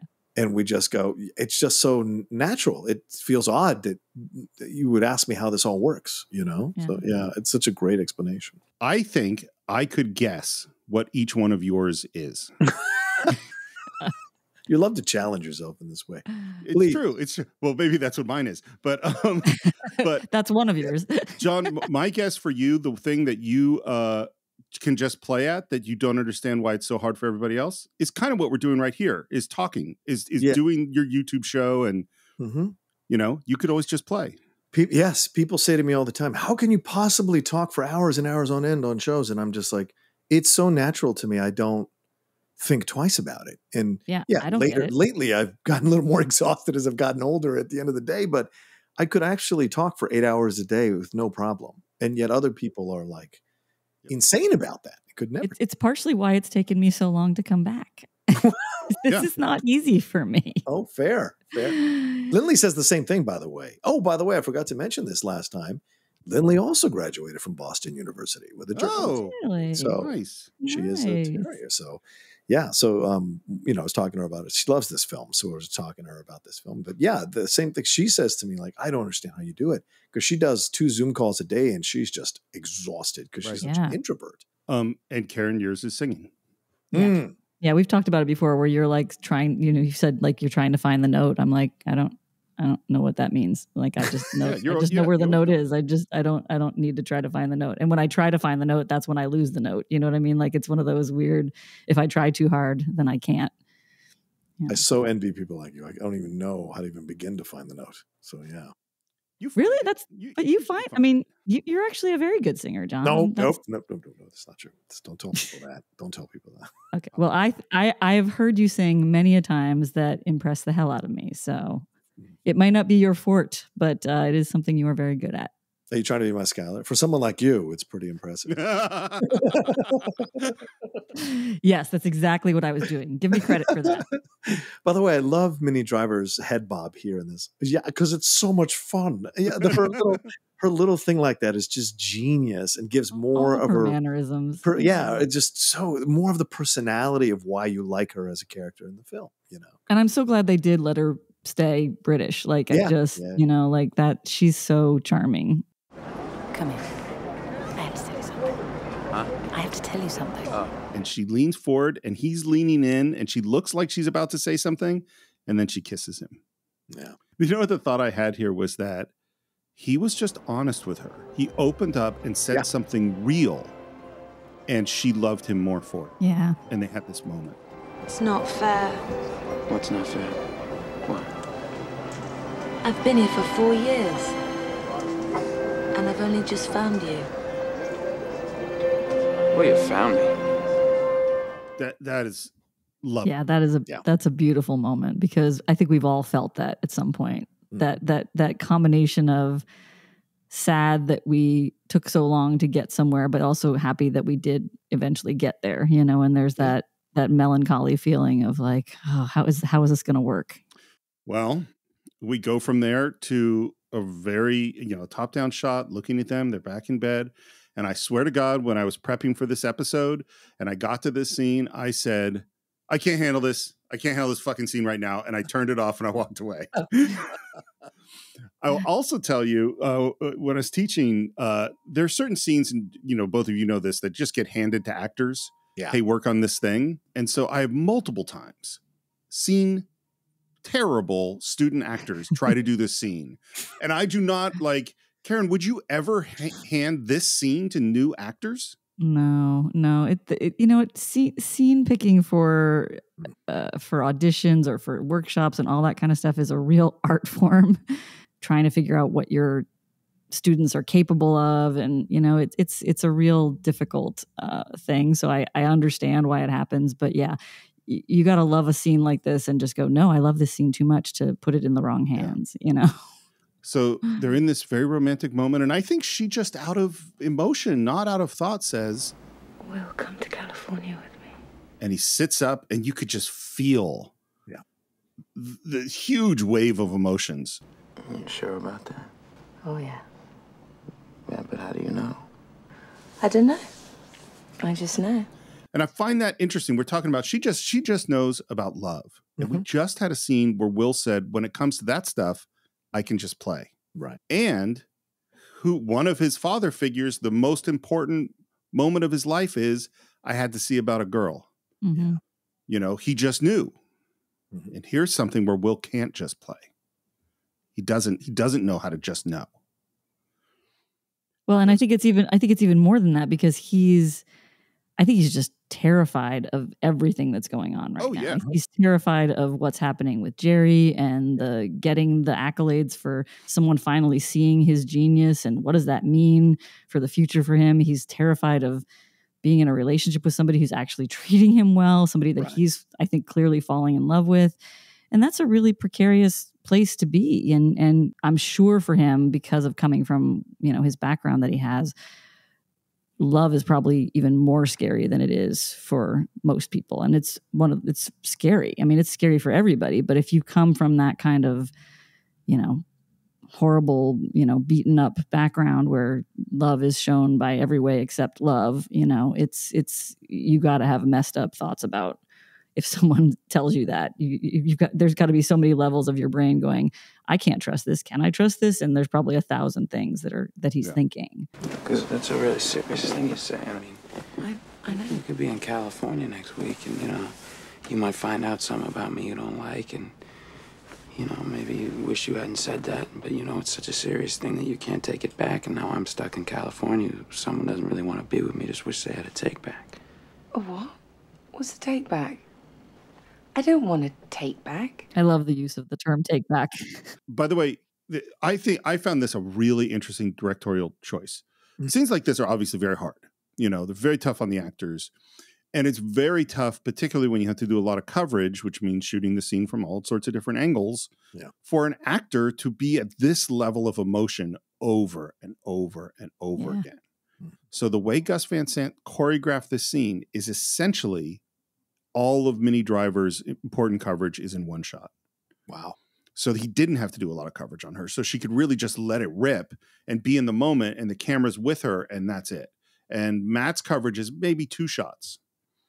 So they really simplified all this. Really smart, because then he's getting the best out of them and just letting them go. Because that's, again, we've talked about it. Like, just when you have such talent as those two working there, you just got to let them play. Why won't you come? What are you so scared of? When she says scared, man. That's the trigger point. It's a trigger for 2 reasons. One, he's a dude, and you tell a guy he's scared, especially a young guy who really doesn't have a control of his emotions and how to gauge that question. And 2, she's actually right. And so, in an instinctive level, I think he senses that she's right, and that also sparks this immediate backlash, right? A defensive position. And he's going to destroy whatever this thing is that's trying to make him feel weak. And I think that's what you're getting in that moment. Well, and I think it's also, I think it's not just the dude part of it, but it's the dude from Southie. Like, yeah, right. Sure. Absolutely. He is not scared. You know what I mean? Like, that's the last word that most of us would use to describe Will. Not physically scared. Yeah. But I think he's very much emotionally scared. Yeah, but that word, I think, is a trigger for him. Right. You know what I mean? And what does Will do when he's afraid? He lashes out. Lashes out. But the way that he lashes out is he lashes out at her with his insecurity. He throws his worst fear about her on her. Yeah. I mean, you just want to have your little fling with, like, the guy from the other side of town. Then you're going to go off to Stanford. You're going to marry some rich prick who your parents will approve of and just sit around with the other trust fund babies and talk about how you went slumming too once. And the thing is, again, how she comes back is so powerful. What is your obsession with this money? My father died when I was 13 and I inherited this money. You don't think every day I wake up and I wish that I could give it back, that I would give it back in a second if it meant I could have one more day with him. That's powerful. Yeah. Yeah. I mean, you see that movie as many times as I think the 3 of us have seen that movie, but that moment, after you've experienced that moment resonates even stronger. That's true. I didn't even think about that, watching it after having lost. Exactly. Okay, because it's like, he's right. And, there's not even a question. I would trade any amount of money, any future that I have to just spend 24 hours with my dad again, because that's why that About Time film is so devastatingly awesome, because that is basically what the film is. And so that is just so incredible to watch and witness. And so in the context of what she's saying, and again, she's surrendering her vulnerability, because he's lashing out with the low-hanging fruit. Right. And she's countering it with intelligent argument, emotionally intelligent. Yeah. Saying like, hey, don't you think I'd give it all back for this? And it's not something Will understands because Will didn't have a good dad. So it's something that he doesn't necessarily instantly connect to, you know? So in the moment of fury and passion and anger and all that, you know, it's no surprise that he doesn't take that into context as she's laying it down, you know? By the way, I would also trade a whole bunch of stuff for 24 hours with my dad, but the problem is my dad would spend those 24 hours explaining why I had made a very bad deal, what I should have done instead. You're still spending time with him. But I that would be quality time with my dad. My dad would do a similar thing, but different. Like it would be more like you did what? You're crazy. Why would you? Yeah. I taught you better than that. So don't put your shit on me when you're the one that's afraid. I'm afraid. What am I afraid of? What the fuck am I afraid of? You're afraid of me. You're afraid that I won't love you back. You know what? I'm afraid too. Fuck it. I want to give it a shot, and at least I'm honest with you.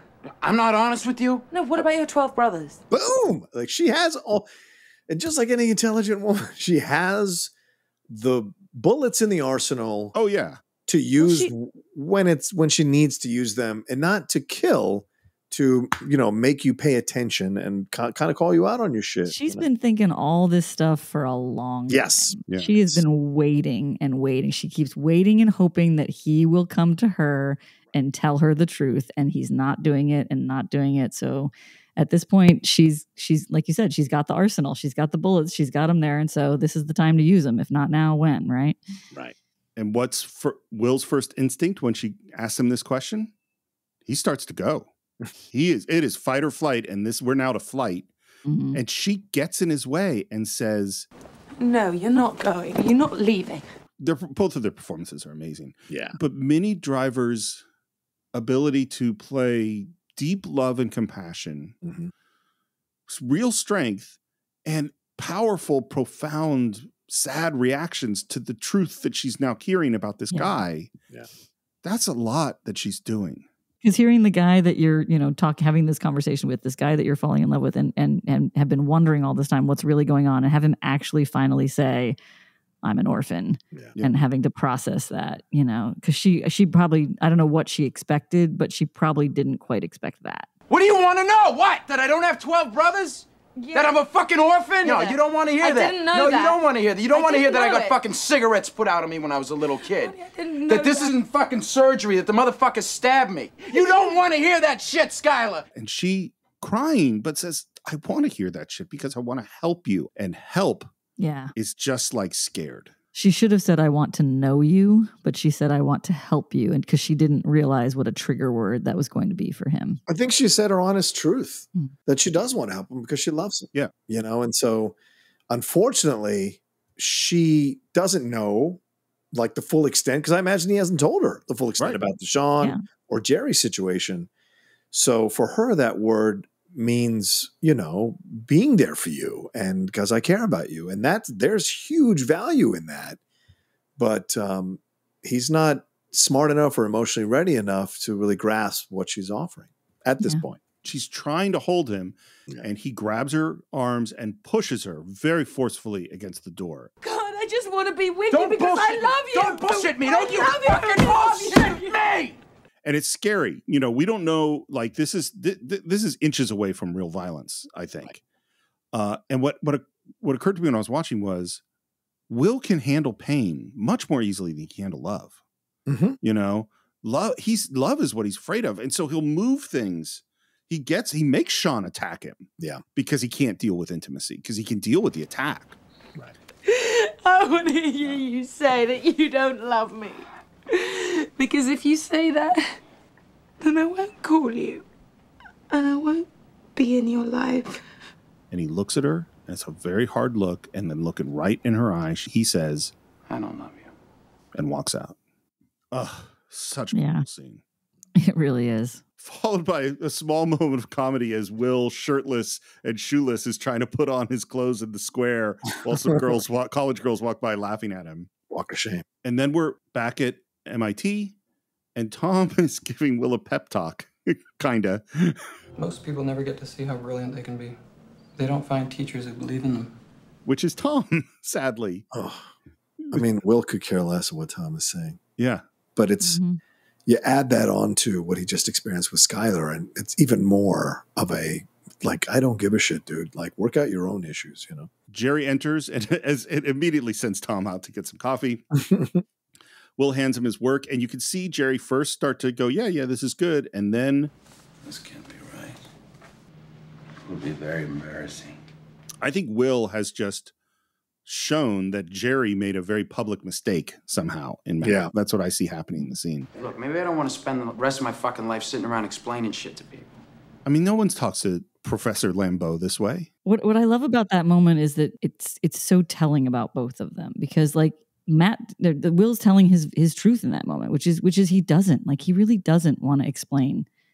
I think that almost harkens in some way back to the whole Skylar scene before, is that he doesn't want to explain to her why he's scared or why he feels the way that he feels. He's tired of being in that position, and Jerry is like grasping at straws, trying to connect with him, trying to make this moment happen. Yeah, and I also think, you know, Steve, we've talked about Orson Welles many times on the show, and, you know, he is occasionally in his interviews full of, you know, grandeur and fluff, and who knows if half those 3/4 of those stories, 9/10 of those stories are real.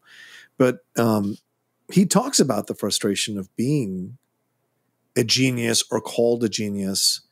And many people who are geniuses talk about the frustration of it all because they have to, in essence, explain this shit out that for them feels very natural. And it's a frustrating thing to constantly do that with everybody you come in contact with.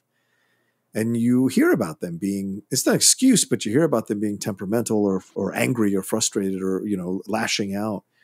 And I imagine it's like it's a heavy burden, you know. It's almost like you can't understand, like because we can't understand what. Not to be insulting, but doing. like if we had to work with a bunch of kindergartners all the time, how, and actually expect them to do, and they would constantly, I mean, like you would just go insane. It would just go insane. And I don't mean I would. Yeah, I don't mean the teachers, right? Of course, because you know they have to do that, and that's a different situation that's built into the thing. But if you were constantly work every kindergarten, it was like, hey, explain this to me, and you're just like, oh my god, you know. Eventually, it would just become so annoying. So I think in this moment is the breaking point of the relationship between Jerry and, I mean, the scene rather is the breaking point between Jerry and Will, because Will is also at his breaking point, because I don't think he's happy that he's lost Skylar. I don't think he's happy that everybody wants to change his life. And it isn't until we get to the scene with Ben Affleck that it finally kind of calibrates. But this scene is him like going, stop it, in a way, and in a very brutal way. When he sets that paper on fire. Yeah, it's almost it's his fuck you. You know, it's like his way of taking charge for the first time with Jerry, and like actually really like he's punched at Jerry a little bit, but like this is the time where he's actually like standing up and saying, I'm not going to be your puppet. Frankly, I think Will's on a rampage. I mean, I think the post Skylar thing, he's just like destroy it all, you know? Yeah. And burn it to the ground. Yeah. Do you know how easy this is for me? Do you have any fucking idea how easy this is? This is a fucking joke. And I'm sorry you can't do this. I really am, because I wouldn't have to fucking sit here and watch you fumble around and fuck it up. Oh, I know, it's so brutal and so beautiful. It's just he's taken his work back, and he's turned his back, and we sort of see a lighter, but we don't quite know what's happening. You're right. This is probably a total waste of my time. And he drops the burning paper, and Jerry runs across the room, drops to his knees, and blows it out. Tries to blow it out. Yeah, I stopped after that scene for a moment because I had to collect myself at how beautifully acted and beautifully written. Like that scene is such a pivotal moment in the film. It tells you so much about both of these men. Like you think you know these men before you get to the scene, and then you get to the scene and now you're like everything. Like so much more. There's so much more now that has been brought to the surface just by this one very small but very huge moment, you know? Originally, it was just crumpling up the piece of paper, and the lighter is something they found in rehearsal. Oh, wow. It's so much better because you can't get it back, you know? Right. Yeah. Crumpled, you can open it up. But fire, like that's why we burn a man in Burning Man. Like you can't get it back. It breaks it down into, it's just gone. It's here one minute and gone the next. Yeah. You're right, Will. I can't do this proof. But you can, and when it comes to that, it's just a handful of people in the world who can tell the difference between you and me. But I'm one of them. So I thought, and I think all three of us, I'm assuming, thought about Salieri in this moment. Oh, of course. Here's what's interesting. It occurred to me because the three of us are all basically the same age as Matt and Ben. We're right around the same generation. Yeah. In the commentary track, you know what they were talking about in this moment? Salieri. They 100% were thinking of that movie when they wrote this script. Most days I wish I never met you. Because then I could sleep at night. I didn't have to walk around with the knowledge that there was someone like you out there. And Will is walking out, and he closes the door. I didn't have to watch you throw it all away. The way it was shot, Will was still in the room when he said that last line. Oh, wow. Having him say it to the closed door is in post. That's so much better. Okay. I think it's so much better. It's such an example of a discovery in post. Yeah. Of it being more dramatic But changing the nature of the scene. I love it because that shows a momentary bit of growth for Jerry. You know, that he held back and didn't, like, I feel like that's almost like a moment of him kind of saying I love you to him, you know, like kind of forgiving him for the stuff that's happened between them. Like there's this moment of like he can feel that, he can think that, but he does manage to sort of keep it to himself. He has to say it. He has to get it out, but he doesn't say it to him. He says it to the room. The next scene, I don't think we need to say that much about. It's a funny scene that has to do with masturbation and a baseball glove and stuff like that. The only thing I'll say about it, but John, if you have more to add, please, of course, is that in terms of the scene, Will is supposed to be really, really upset. And so Matt Damon is trying to play really, really upset in the foreground in this scene, but Casey Affleck is so damn funny that he just keeps laughing. Yeah, it's impossible, for God's sakes. Yeah. But I will say this. I mean, first of all, a baseball glove? Like, that's an interesting decision. It really is. I mean, I was wondering. I mean, I'm not you guys, but I was wondering about that. It's weird. It's weird. I felt guilty because I would occasionally do that when I was growing up on my mom's bear rug. And then eventually I had to replace that rug.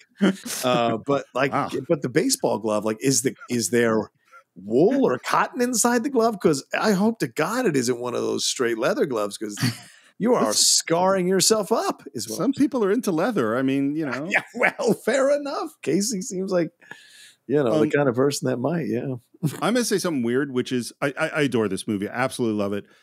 I feel like there's a weird drift in this section of the movie where it's like structurally it's just a little bit off. If, for instance, we now go, he literally just had a conversation with Jerry about don't sending me out on any more meetings for jobs. I'm not going on any more meetings for jobs. Cut to, he's in a meeting for a job with the NSA. So that's a little weird. Good point. Yeah, good point. And I think this is a fantastic monologue.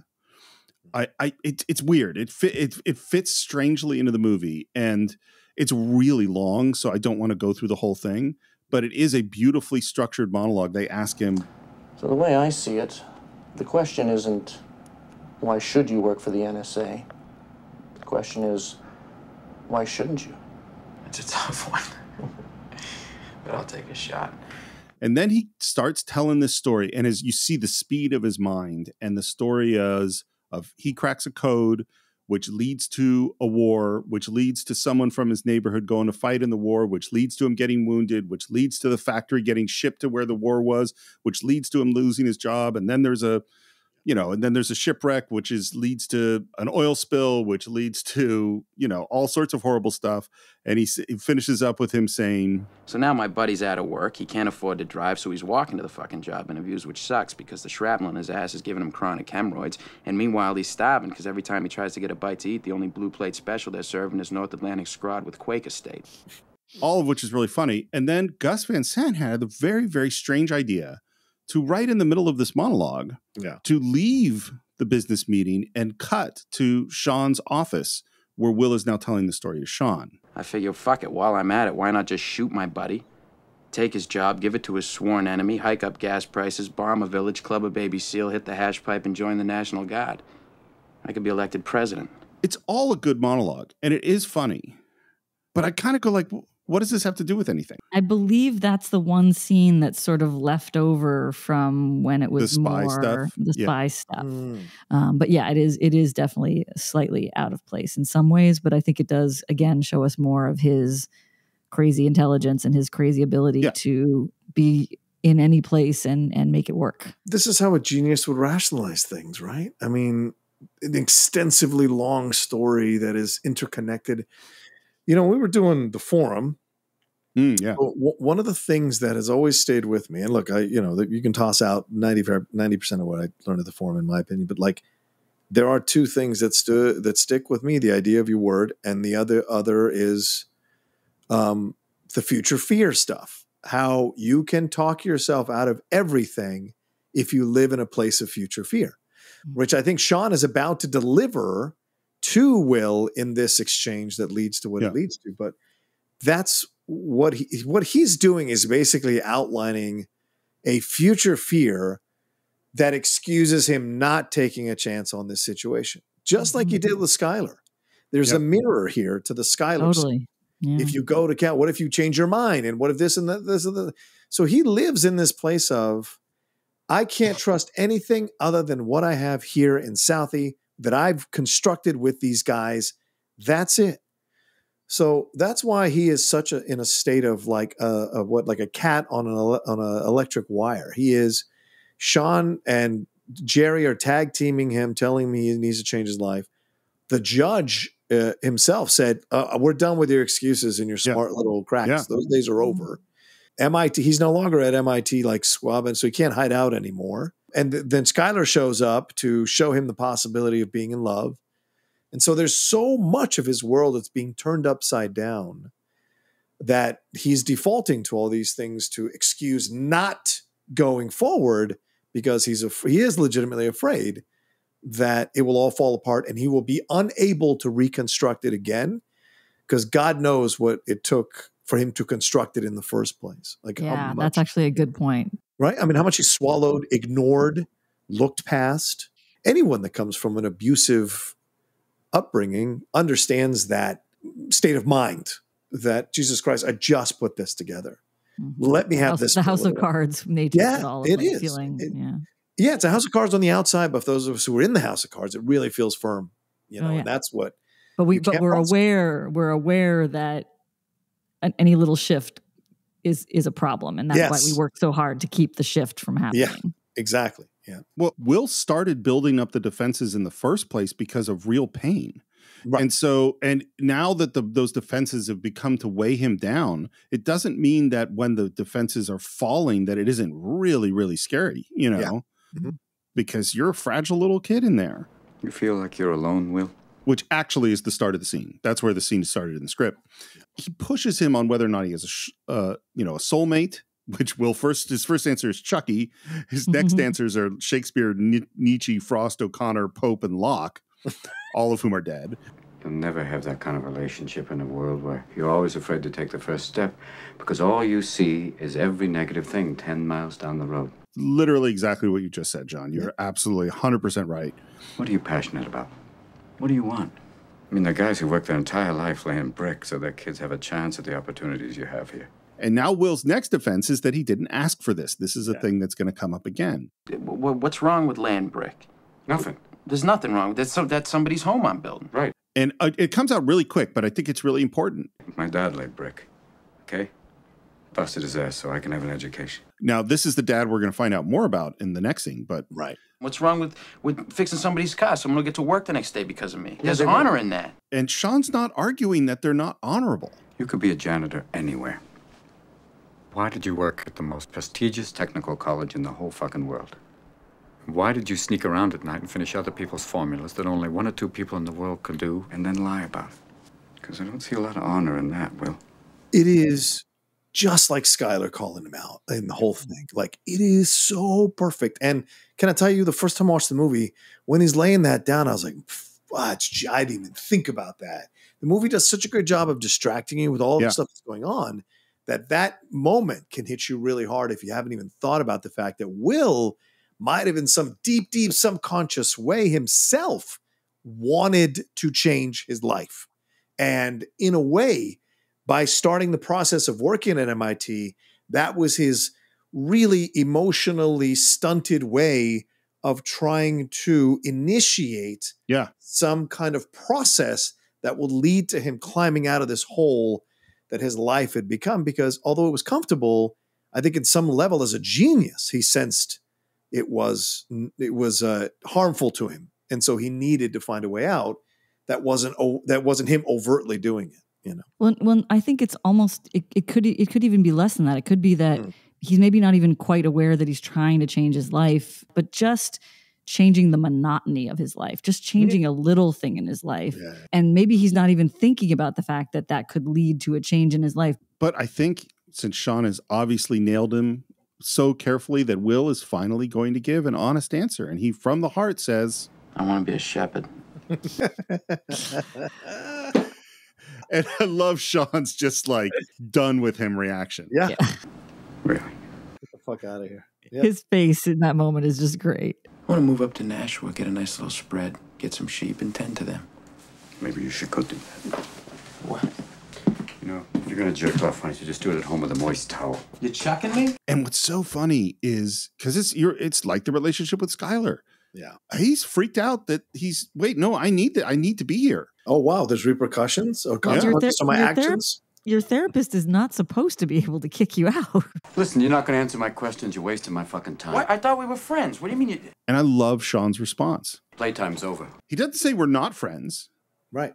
He says, no, there's real work to be done here, and you're jerking me around. And I'll say this is something, he's their two dads. Yeah, you said, Steve, the two dads, right?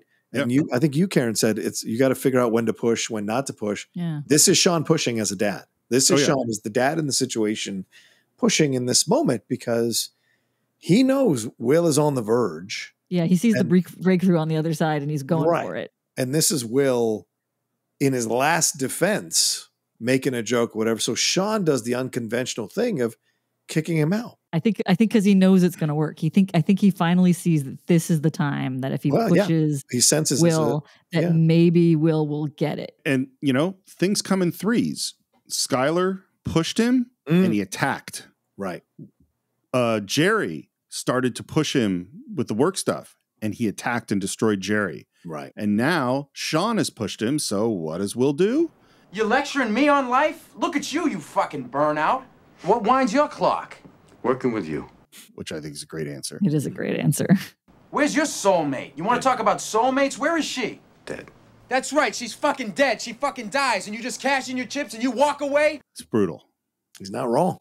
Yeah. Not wrong. I was just saying he's not wrong at all. He's got him spot on, Hey, at least I played a hand. Oh, and you played a hand and you lost. You lost a big fucking hand, and some people lose a big hand like that and have the sack to ante up again. I think if there hadn't been the painting scene, this would have fucked Sean up. But I think Sean's past that now. And he's like, I'm not going to let you distract me from what we're talking about. What do you want to do? You and your bullshit. You got a bullshit answer for everybody.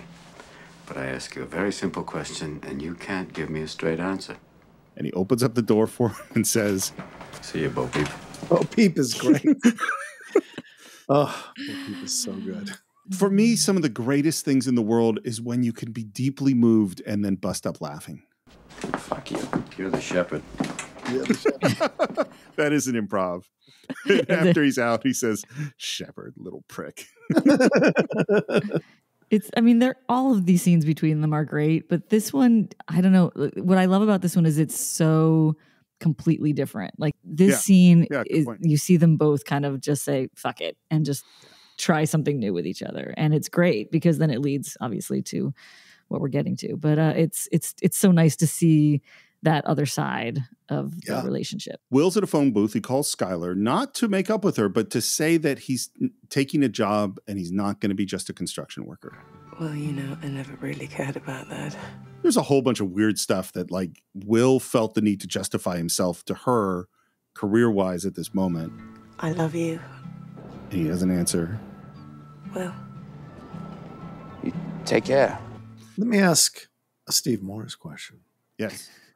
Steve Morris, Karen, why did he call Skylar to tell her about that? I think he called Skylar to tell her he loves her and wants to go to California. Yeah, I think so. That's not what he meant. I mean, I don't know that he fully knew that. I think he wanted to call her because he wanted to call her. And he was going to see what happened. Yeah, let me change what I said. I said I think he called her to tell her that. Karen, you're right. He didn't call her to tell her that. He called her because he does love her and does want to go to California. But he doesn't sure, know it consciously. Yeah, he doesn't know how it's going to happen, but he had to call her, and that was the facade. You know, the facade was, oh, I got this job, and because he's pinning it again on her, like it's I need to tell you this because you know that way you'll think better of me. Right. And then I often wonder if she hadn't said I love you, if they had just talked longer, you know, if he would have gotten there, you know, but well, it wasn't in the script. I think she went too I think she went too far too fast, probably because she was hoping that that's why he called. Well, and, she's also, but like, I mean, like, you know, her age has to be factored in too. Like and this is probably the first time she's ever been in love with somebody too. So for her in that moment, it is reaching out to tell him how she feels in an effort to, because he called her. Yeah. So he clearly is still thinking about her, still misses her, and is still connected to her. Mm-hmm. So she's trying to make it clear to him. And look, this is what, the third time she said, I love you to him. I mean, how many times does Sean say it's not your fault? So there's a good point. There's a connective tissue here between Skylar and Sean throughout the whole movie. And this is her third time, I think, of saying I love you, to try to get him to open up or to, you know, surrender his vulnerability to her. But it's Sean saying that it's not your fault that is the key, because man to man, Sean understands what he's in. Yeah. Is that more times? I can't remember. Like, I feel like he says it more like 5 or 6 times before he. Well, now we're going to have to find out exactly how we will. He says that we're going to have to count them. But so like it's interesting because you're right, John. I think that's actually a really good parallel that I don't think I had seen before. That he needs. It's funny that the genius needs the repetition. Like it just needs to be told over and over and over again. Great point. We have a montage with Will looking at the water. It's another Elliott Smith song, Angels. So we see Skylar fly away. We see the Will's working at the construction site with Chucky, which, by the way, autocorrect has corrected Chucky to be cuckoo, corrected Chucky to be chicken, corrected Chucky to be a whole bunch of other stuff. Jerry is in Sean's office. Will is a no-show, and it's after work. And Will and Chucky are standing by a truck at a construction site, drinking a beer.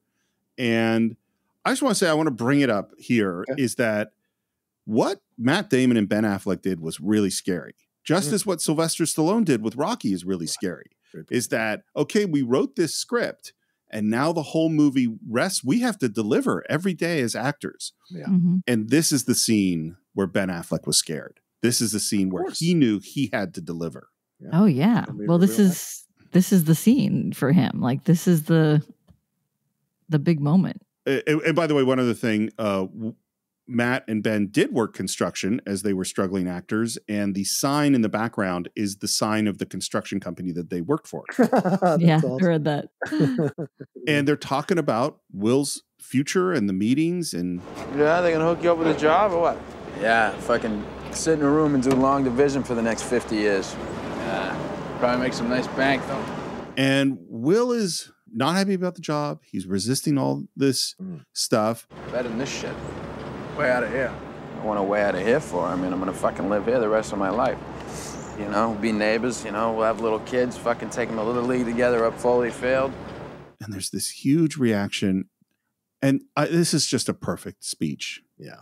Before we get into it, one of the things I love about this moment is that you wonder, like, how have they not talked about this before? But it feels like. Are you wondering why dudes haven't talked about something before? I just mean like if they've known each other for so long, you think at some point there might be some. You are looking at it like a woman would look like a woman. I know. Chucky's brother's jacking off into a glove, Karen. I don't think there happens these fucking intimate. Even Chucky himself is not. You don't see Chucky have any kind of emotional. Even when I think maybe just when he realizes Will is lying to Skylar about the brothers thing, that's like the first real glimpse of their like emotional exchanges of something. They don't have a lot of emotionally, connective conversations at all. Like you never see a scene of Will calling Chucky and going, "Guess what Sean pulled today?" or "Guess what Jerry said today?" Yeah, they don't share their feelings. I could see that being incongruent. And the scene that you mentioned at the car with the driving and stuff is one where pointedly Chucky doesn't talk to him about the stuff. Right. Look, you're my best friend, so don't take this the wrong way. But in 20 years, if you're still living here, coming over my house to watch the Patriots game, still working construction, I'll fucking kill you. And I love this next line because I think it's I love how he puts it. That's not a threat. What? That's a fact. I'll fucking kill you. You could just tell that someone's thought through a speech. You know what I mean? Right. Chucky has been thinking this for a long time. Yeah. You got something none of us have. Oh, come on. Why is it always this? I mean, I fucking owe it to myself to do this or that. What if I don't want to? No. Fuck you. You don't owe it to yourself. You owe it to me. Yeah. And that's powerful. Yeah. That's powerful when a friend says that to you. Because tomorrow I'm going to wake up and I'll be 50. And I'll still be doing this shit. And that's all right. That's fine. I mean, you're sitting on a winning lottery ticket. You're too much of a pussy to cash it in. And that's bullshit. Once again, you're scared. You're scared. Because I'd do fucking anything to have what you got. So would any of these fucking guys. It'd be an insult to us if you're still here in 20 years. Hanging around here is a fucking waste of your time. That part, it would be an insult to us. I think that to me is like just the moment where you're like, maybe you're going to get somewhere. You need it I mean, you guys know this story, but, Sarah was the one that sat me down in 2005 at a CPK at Hollywood and Highland and said, you need to go see somebody. You're losing all your friends. You're fighting with us all too much. You're angry at the world. You think you're paranoid that everyone's like screwing you over in some way. And I love you and I don't want to lose you as my friend. So please, whatever we need to do, I will help in any way financially that I can, but I want you to get this help. And you just never know the power of a friend to finally get through to you in a moment when you're just so lost in your anger and your own issues.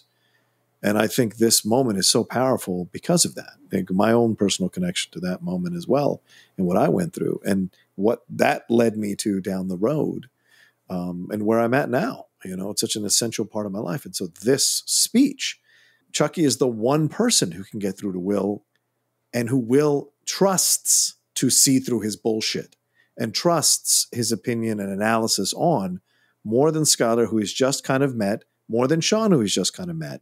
It's this guy, the guy who is part of the constructed world that he has built in order to stay safe.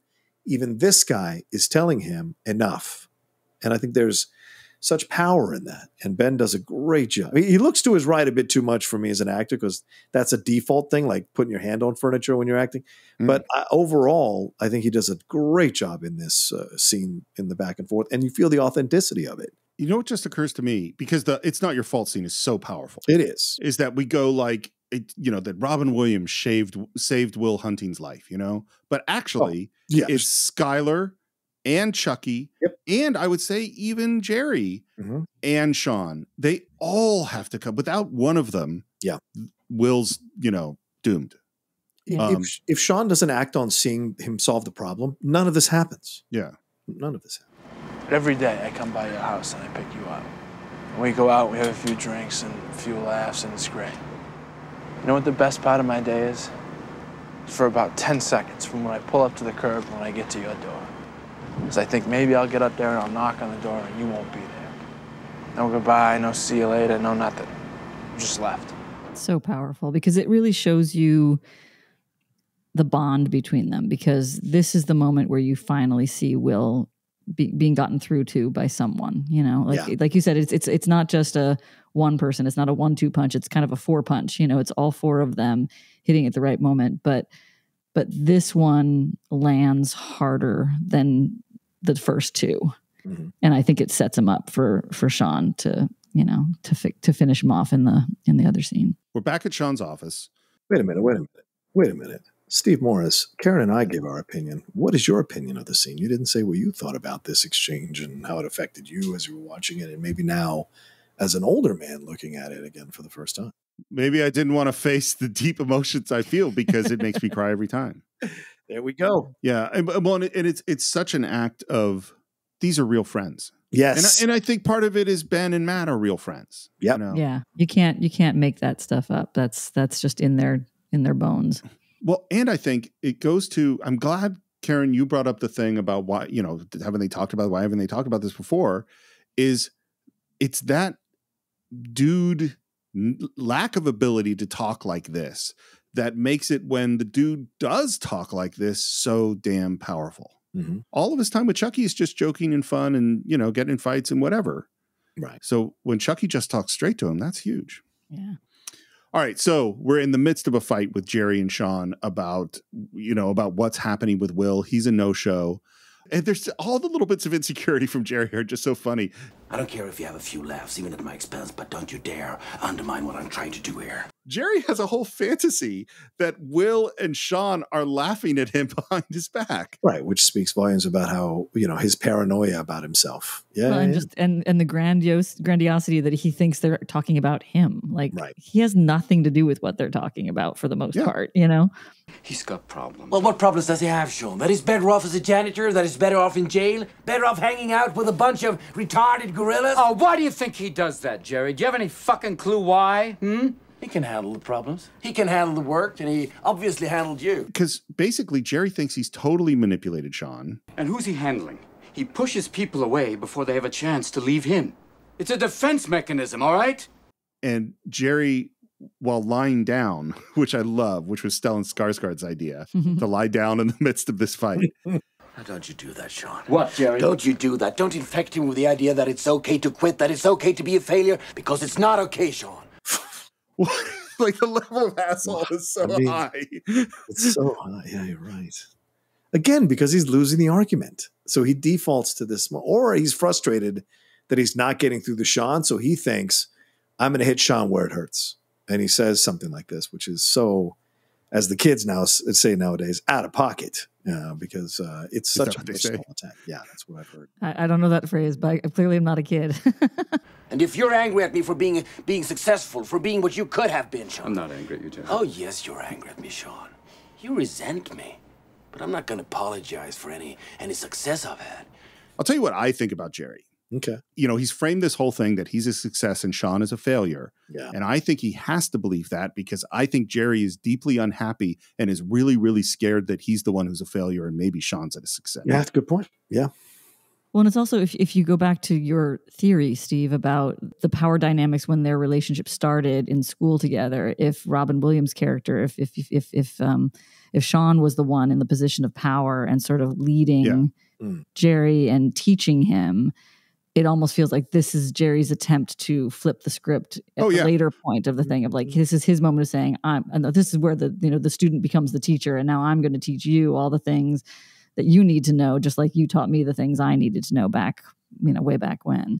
And by the way, when this argument, as it's escalating, we see Will has arrived. He's in the background. Before we go into Will showing up, you guys mentioned something in the first part about how Steve, you were talking about it, how you felt like the way it was shot, it was out of order, or the way the camera angle. This is, I think Gus Van Sant fumbles the ball here in this transition scene. They're having the back and forth, and you've got the shot of them from the other side having the back and forth. Stay on that shot. Having the cut to where we're a close-up on their faces on the other side of the fight, where he's like, if you push him, Jerry, if you push him. To me, it immediately undercuts the emotional back and forth that we're watching, because it feels like a stage shot by a director. And I think it's such a mistake when he could have easily just swung the camera over to see a Will walk in to the office. Then you can make the cut to them looking at Will from their point of view and Will looking at them from his point of view. So to me, I hate this cut in the film. And I felt I needed to say it because when am I ever going to talk about this film again? I just think it's the one cut right before we're about to enter this really emotional scene. It feels like a TV movie cut as opposed to a theatrical film cut. And I'm sorry to Mr. Van Sant or anybody who worships it. I think it's a great point. But it just I don't remember it well enough. I wonder if he was trying to dissipate or something or undercut him. I don't know. I wonder if he had a thought behind it, but I'd have to go back and watch it to I think him walking in is enough of a dissipation in that they stop almost embarrassed. Like I'd rather see their faces embarrassed because they turn away from the camera to look at Will because Will is the focus of the camera because he's coming in to essentially stop the fight by appearing. I would have loved to have seen the reaction. And it's the whole, caught in the act kind of thing. Yes, when you catch your parents fighting, and they're like, "What? Yeah.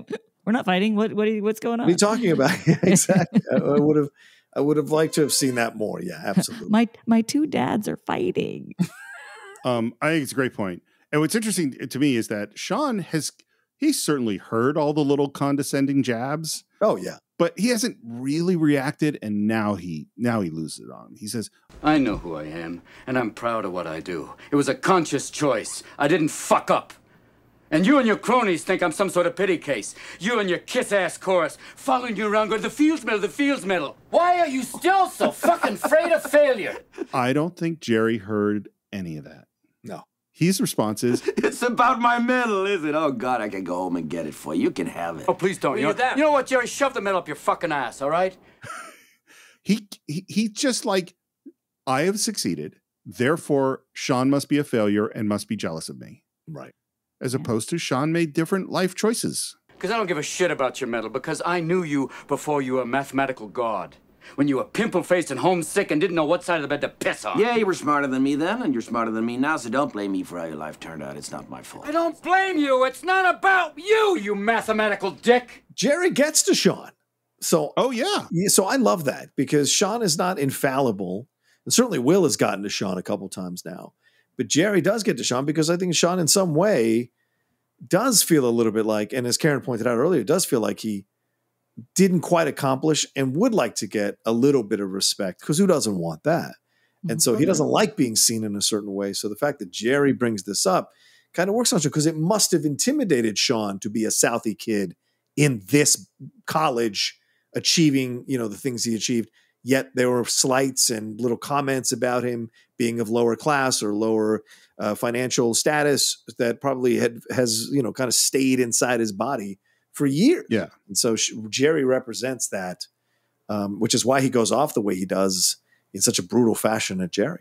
He's a good kid, and I won't see you fuck him up like you're trying to fuck up me right now. I won't see you make him feel like a failure, too. He won't be a failure, Sean. But if you push him, Jerry, if you ride him. I am what I am today because I was pushed and because I learned to push myself. He's not you get that?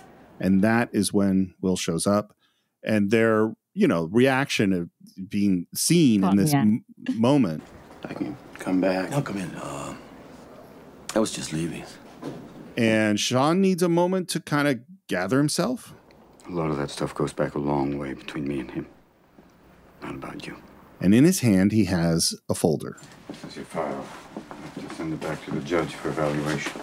By the way, they gave Robin Williams actual case files of abused children with actual photos. Wow. Ugh. And we see just glimpses, corners of the photos of a bruised body. Yeah. That look really brutal. And Will says, I think this is a really good line. Have you had any experience with that? It's an interesting way to bring up the subject. Is it the first time Will is surrendering any kind of vulnerability to Sean right off the bat? Absolutely. I think you're totally right. Yeah. Remember, he's asking him into his world. Yeah. Well, and maybe it is a result of the last scene. Mm-hmm. Maybe he finally is like, okay, we're going for it for real this time. And so instead of coming back with a joke. 20 years of counseling. Yeah, I've seen some pretty awful shit.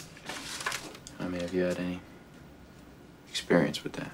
There's a pause, and then Sean says, Personally. Yeah, I have. And Will's description. Sure ain't good.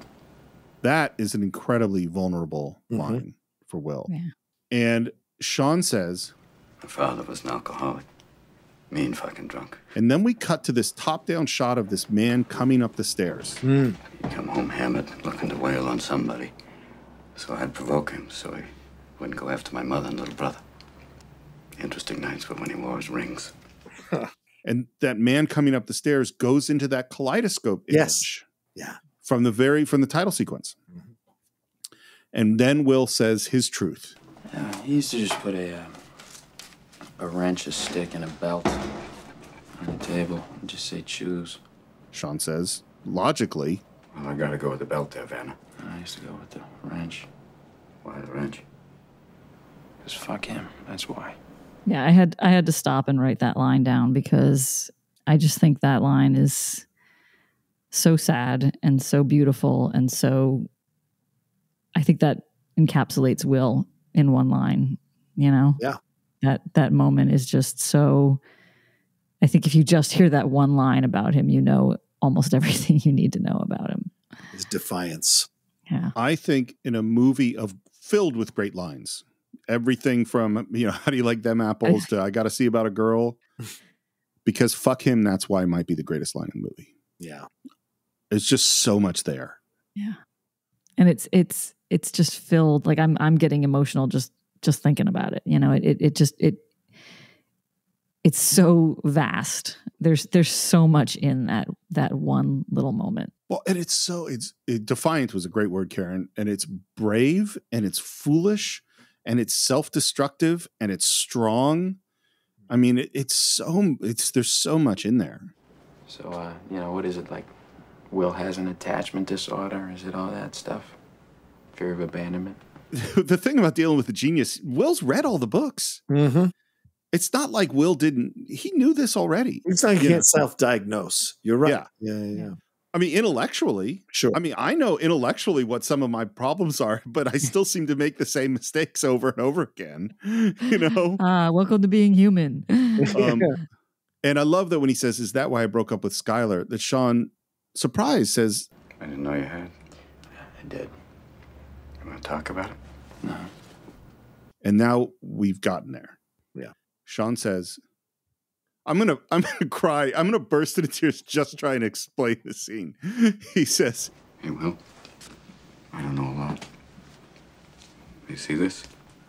All this shit. This is not your fault. every time he says it, it's a different meaning.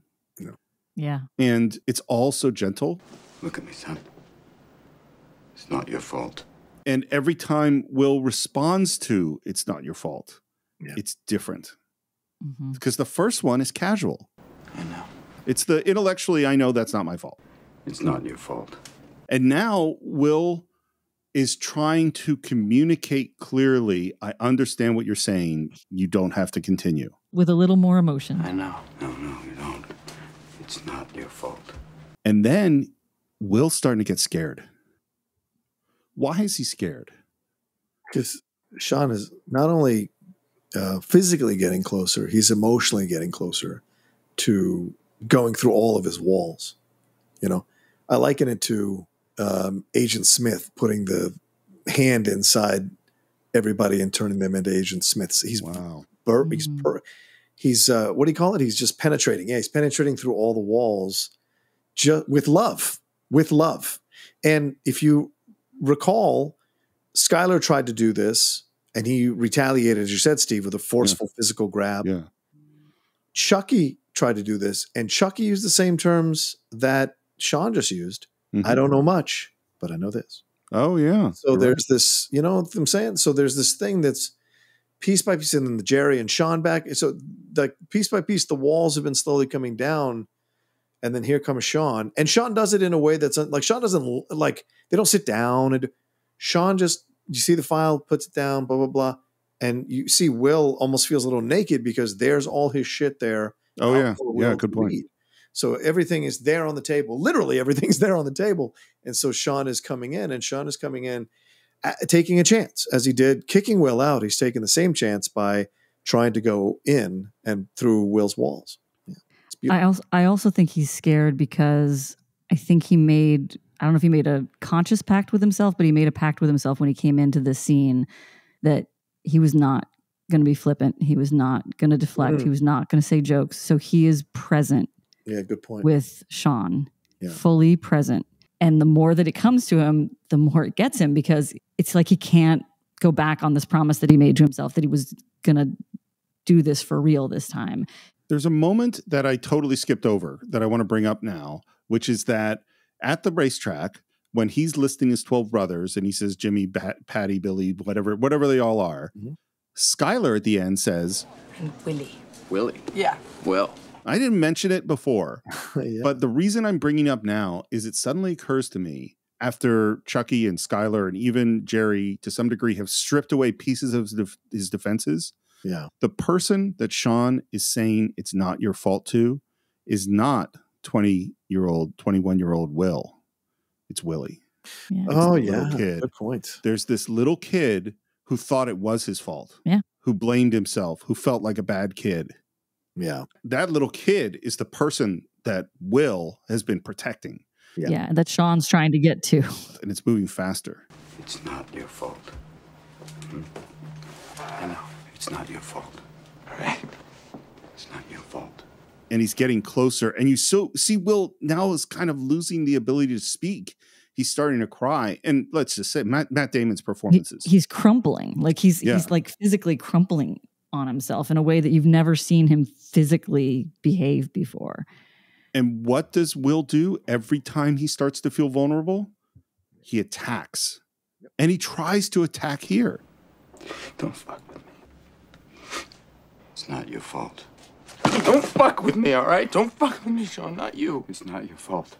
Yeah, I wonder if, because, I mean, Damon, it looks like he really hits Robin and Robin reacts. Oh, yeah. Get the fuck off. Like, there's that instinctual thing, you know what I'm saying, as an actor. So I wonder how much of that they discussed, like, just, go for me and I'll just defend myself. Yeah. Well, I'll be in the scene with you. I'll be in the scene with you, which actors sometimes do. Like, so just hit me physically as you would.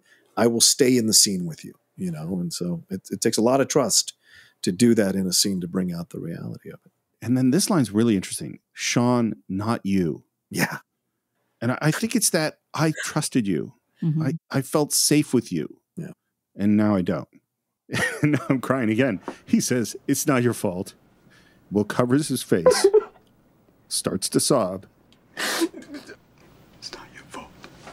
And then falls into Sean's arms. So is that 8? I'm counting 8. I think it's not your fault. Possibly. I think I might have missed one or two, so we'll have to be sure about this.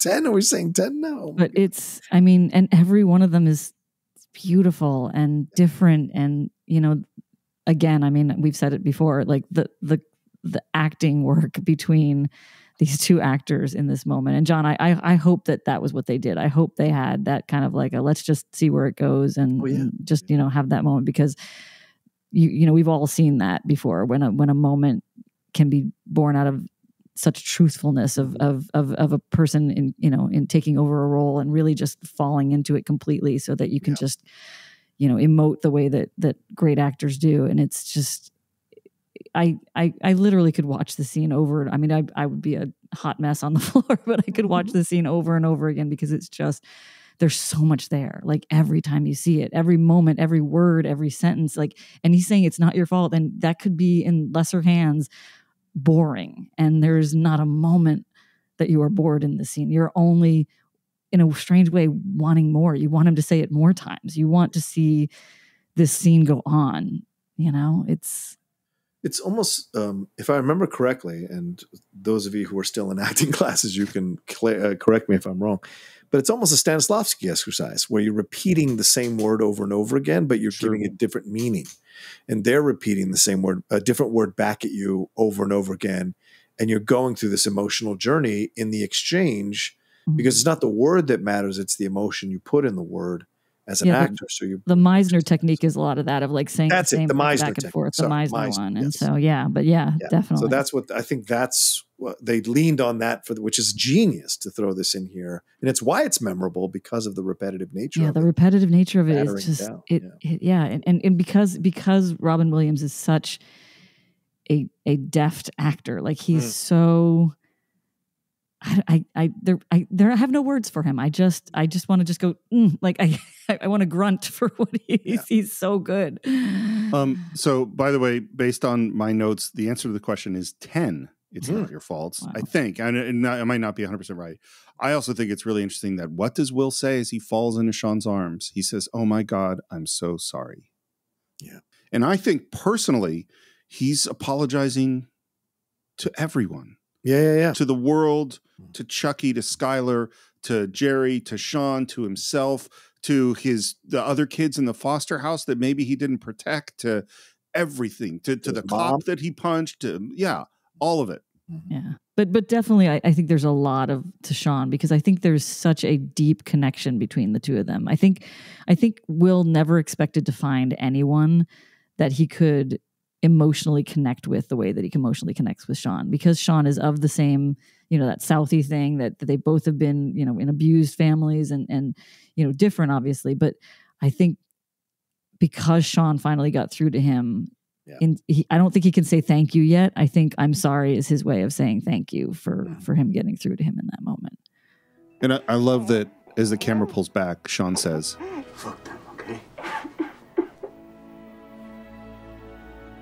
And I'll say one more thing about this scene. The idea that Sean is a failure, right, is insane. Yeah. Of course. I mean, I'll honor the Fields Medal all day. That's an incredible accomplishment. But this is an incredible accomplishment. Yeah. This is a fucking Fields Medal. This is life changing for so many people. It's life changing for Sean. It's life changing for Will, and it's going to be life changing for everybody that they both connect with for the rest of their lives, because this is so cataclysmic for both of them. And then we kind of go into a montage. And again, this is where I feel the movie is sort of drifting a little. It takes a while to get from this unbelievably powerful scene to the end. And so we see him go apply for a job. And I don't even know why they include that. It seems weird for him to apply for a job at McNeil after he's had this scene with Sean. It seems odd to me. Is that what you want? Yeah, I think so. Good for you. Congratulations. Thanks. And this is how you do a thank you, by the way. I just want you to know, Sean, that you're welcome, Will. And he asked what he's been going to do, and that he's going to be traveling around. Yeah, I figured I'm just going to put my money back on the table and see what kind of cards I get. Which is beautiful. Because as both of you said, Sean needed Will too. I think Sean needed to show Will in this moment that he had a profound effect on his life. Yeah. That's equal to the profound effect that Will is saying that Sean had on his. I think that's important for them to both know how important they are to each other. And in a lot of ways, this is a movie about the value and the strength that comes from showing vulnerability. Yeah. If Sean hadn't shown his vulnerability on the scene in the bench to Will would not have been capable of helping Sean. Yeah. Sure. I would take it back even further. I would say the vulnerability of attacking Will in the first scene. Because that's that. I mean, back when we were talking about that scene, I mean, his face when he leaves at the end of that scene, which Robin Williams' face of like the pain of having lost it on him in that moment, but it was also the most truthful moment that they had. In that first scene was when Robin Williams' character loses it. And they hug. Will says, "Hey, does this violate the patient-doctor relationship?" Only if you grab my ass. Back to the flippant, which is great. We're glad we're back there. But then we end with, "Hey, good luck, son." The son. It's not chief. It's not sport. Right. Yeah. Son. We're at the bar. Apparently it's Will's birthday, which means he's allowed to drink. It means all this stuff that he had to do with Sean and with Jerry is all over. And they take him outside, and for his birthday, they're giving Will a car. I love that. I love that they did that on the side. Yeah. I think it's a really nice scene. I just still feel like, okay, let's move it along. at this You point. gotta have a break in between this. Come on, Steve. You gotta have a decompression scene. That's fair. This is a good decompression scene because he reconnects. And if we don't know he has a car, right, when he's driving away, later on, it's not connected. I feel like this is where you get to know a little more about Cole Hauser's. Absolutely. Yeah. He's great. It's his moment. Like this is his big moment in the thing. Is he really kind of shows up in this scene in a way that he's been on the sidelines before. It's a good car, dude. The engine's good. Engine's good. Happy 21, Will. Happy 21, bro. We're back with Sean, who's packing up. Stellan Skarsgård shows up, and just as Sean cut off Will's thank you by saying "you're welcome," he does the same thing in a weird way with Jerry. Sean, Me too, Jerry. He cuts off the apology and says, "We're good," basically. I heard you're taking some time. Yeah. Travel a little bit. Maybe write. So where you going? I love this line. India and China and Baltimore. You know when you'll be back? Yeah. Got this flyer the other day. It says a class of 72 is having a reunion in 6 months. Yeah, I got one of those too. Why don't you come? I'll buy you a drink. So this is coming full circle. It's like, okay, I am going to go to the reunion. How about a drink right now? Yeah, it's a good idea. Come on. This one's on me. And he holds up his lucky lotto ticket, to which Jerry has to tell him what the odds are. And they head out walking up the stairs. By the way, the set ends right at that top step. So as soon as they step up, there is no more set. It's funny. I was actually just going to say, because I do love, like, I can't picture the entire time we've been having these conversations. Like, I cannot not picture that looking through the door of Sean's office to those stairs. That is a beautiful bit of, like, I don't understand why it's beautiful set design, but it is. Like, it is so perfectly, like, it just tells you everything you need to know, and it's visually stimulating in a really good way. I can't explain it, but it catches me every time I get a look at that view. So the next montage, or it's really intercut between two sequences. This is exactly as it was written in the script. We see Sean packing. We see Will has pulled up to Sean's place in his car, and we see him through the window. We see Chucky driving with the guys. Will puts a note in Sean's mailbox, and then Chucky pulls up. And I think when Chucky pulls up and gets out of the car, we start to get it. And maybe they put in the Will taking a job at McNeil as like a misdirection, so we would forget about that or something. Oh, good point. Yeah. Yeah. Could be. And Sean goes downstairs and he sees the note just as Chucky is arriving at the door and is calling for Will. And he looks in, sees the empty room. I don't know, this last time I watched it, this moment really got me too. Yeah. Just looking at that empty room. Yeah. And he smiles, and the guys are honking the horn to get him to come back. Ben Affleck's smile as he walks back to the car is just great. Interesting thing. Ben Affleck was on the set for everything. Matt Damon consciously chose not to be on the set for this day of shooting. Oh, good for him. That's actually really smart. Really smart. You got to feel the absence, you know? Yeah. All of the actors, everybody needed to feel his absence in that moment. Yeah. And by the way, so Chucky yells that he's not here. At the moment he says that, Casey Affleck runs around, calls shotgun, and gets in the passenger seat, which of course was his idea. It's just great because you don't want the thing to get melancholy, and so to have a little bit of humor, and even the score changes, right? Because I mean, the score initially when he's walking up and all that score is like a little bit more somber, and then there's these little bright notes that come in. Not there. When Ben Affleck smiles, and then when Casey runs around and jumps in, there's like a moving on of life. Yep, it's okay. It's going to be okay. So Robin is in front of his house reading this note. And by the way, apparently the word got out that Robin Williams was shooting on an exterior in Boston. Oh. And so like 500 people showed up to watch him do this. Mark! And he is doing take after take. And for this one, Matt Damon is on set because he is off camera reading the note. Oh, that's cool. We're hearing Miss Misery from Elliott Smith. My favorite song on the whole album. I Great. cannot not listen to that. It's just beautiful. Sean, if the professor calls about that job, just tell him sorry. I had to go see about a girl. Will. And Robin would do it, and then he would improvise a line, or he wouldn't improvise a line, or we'd do it. And they said he did like 20 takes with 500 people watching, and he kept not being satisfied with the take. And on one take, and it wasn't the last take, he said, "Son of a bitch, he stole my line," which he improvised, and then he never did it again. Oh, and as soon as Matt Damon heard that, he was like, "That's it. That is the end of the movie." And but Robin didn't like it and wasn't satisfied with it. Oh, Wow. really? Yeah. That's such a good line. It really is. And then we cut to this incredibly long driving shot that is the entire credit sequence. And I remember, Karen, you and I seen this in the movie theater and just watching the whole thing. It's an amazing shot as we listen to Miss Misery, and the credits are rolling as Will is driving west to California. Well, the end is when he finally the car turns and goes off screen. So we see the car go away and then it ends. You have to see the car leave the shot. Oh, and I should say one other thing. We're listening to Miss Misery as he's driving away, and then we switch to a different song, which is Afternoon Delight. Gonna find my baby, gonna hold her tight, gonna grab some afternoon delight. The movie got really great reviews. Yeah.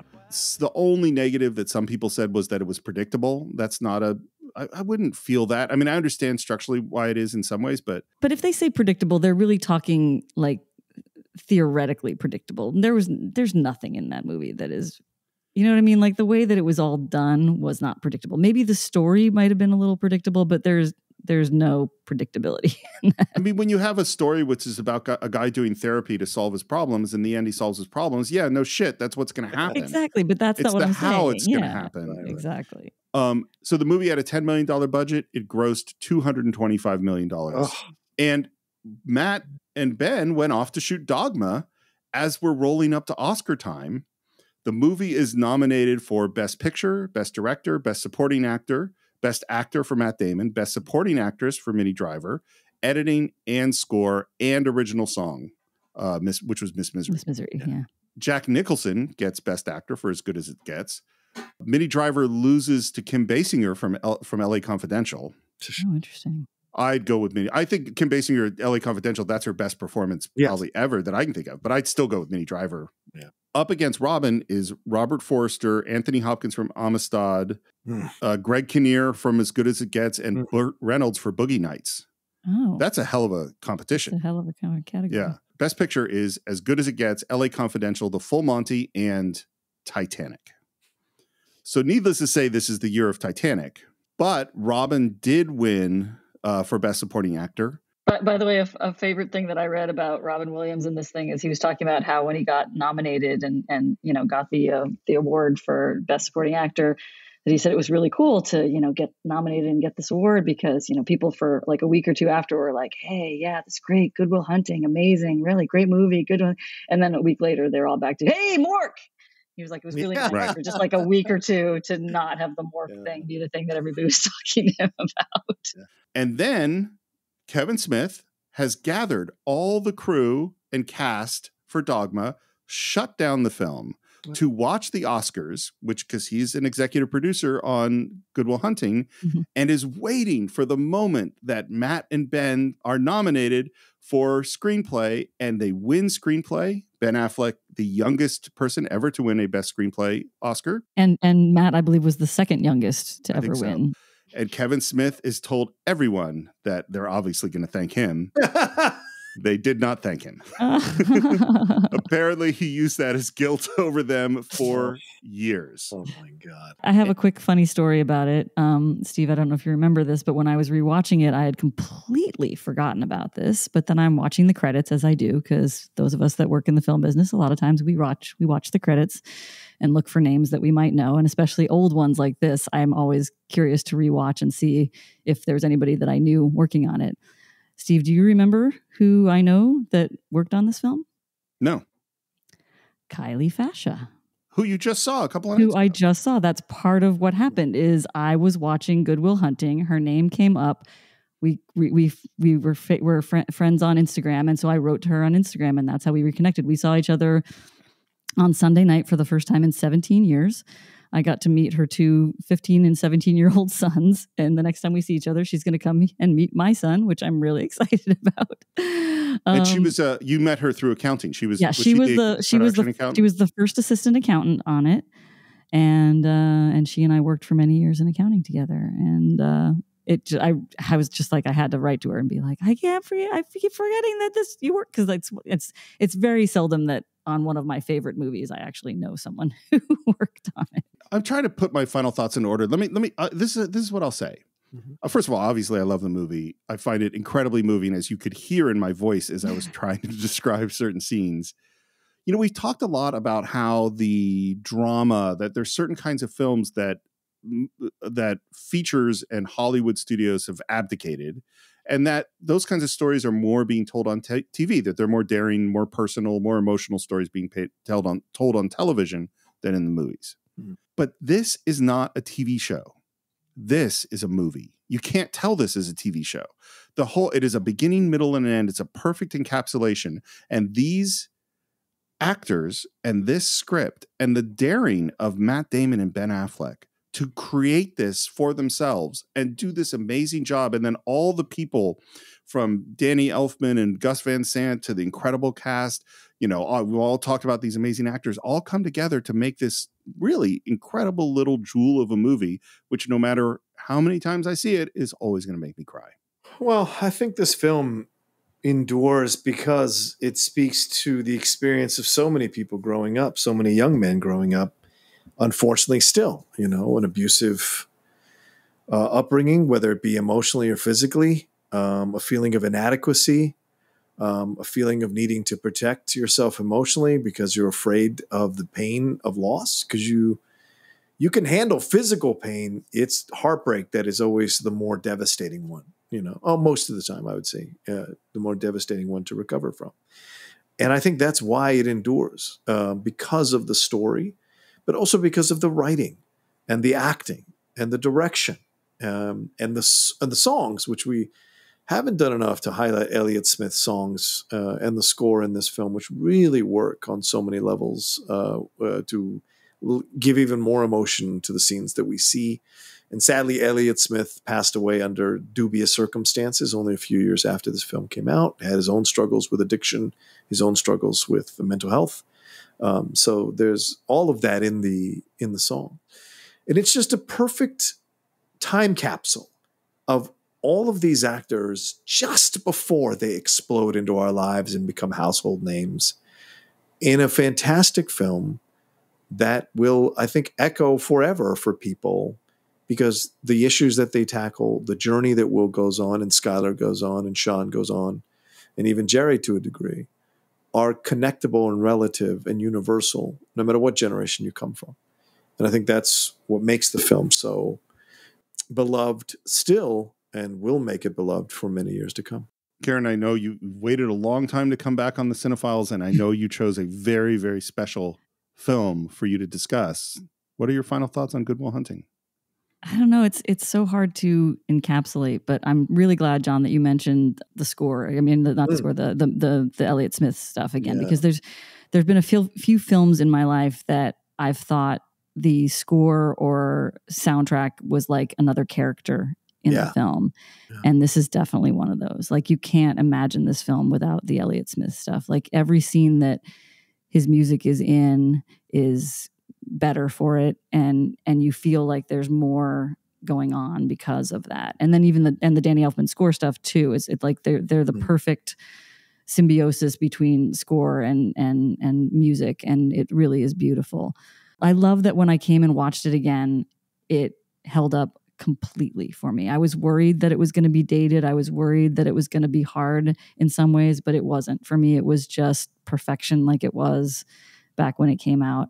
I love that it's still so timely because of where we are in the world right now, where mental health is becoming more acceptable and more of a thing that people will talk about with fervor and really be in your face. I mean, like Simone Biles and all of these people of high levels in their fields saying that we need to take time for ourselves. We need to figure this stuff out. It's important to take care of yourself. And it just, highlights to me that there are going to be people like Sean's in the world that are helping people have moments like this where they can maybe change from having being stagnant in a place in their lives into a place of movement and a place of growth and a place of beauty and love and just moving on. And I love all of these characters. I love Boston. Boston is, a special place to me, and they capture it so well.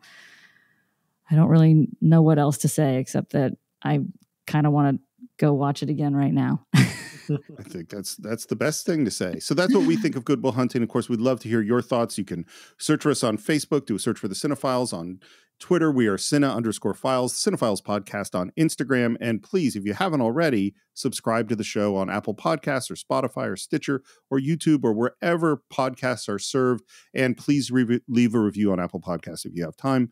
And if you want to buy or stream Good Will Hunting along with every other film we've ever reviewed, you can do so at cinephiles.net. And you can support the show at patreon.com/the Cine-Files, where you can even suggest films. And this film actually was a Patreon suggestion from multiple patrons. And if you want to reach me, you can reach me at SR Morris on Twitter, SR Morris1 on Instagram, and Enterprise Incidents, where we are just about to finish the original series. John, how would people find you? You can always find me at The Roca Says on Twitter, Instagram, and TikTok, The Outlaw Nation on Twitch, and my YouTube channel, youtube.com/John Roca Says. And if you want to listen to any of my other podcasts, The Geek Buddies, The Top 10, and The Hot Mic, and Strong Style, they're all out there for you to download and listen to. Karen, I know you don't have any other podcasts, but if people did actually want to reach you on the internet, how would they do that? The best ones for me is just Instagram. I'm Kamo Harmony on Instagram, and feel free to reach out if you have anything you want to talk about. And Karen, thank you so much for your much heralded and years in anticipation return to the Cine-Files. Thank you so much for having me, especially last minute. I just couldn't pass up this opportunity. I love this movie so much. And I think that's it for this week. We will see you next time for another great film on the Cine-Files.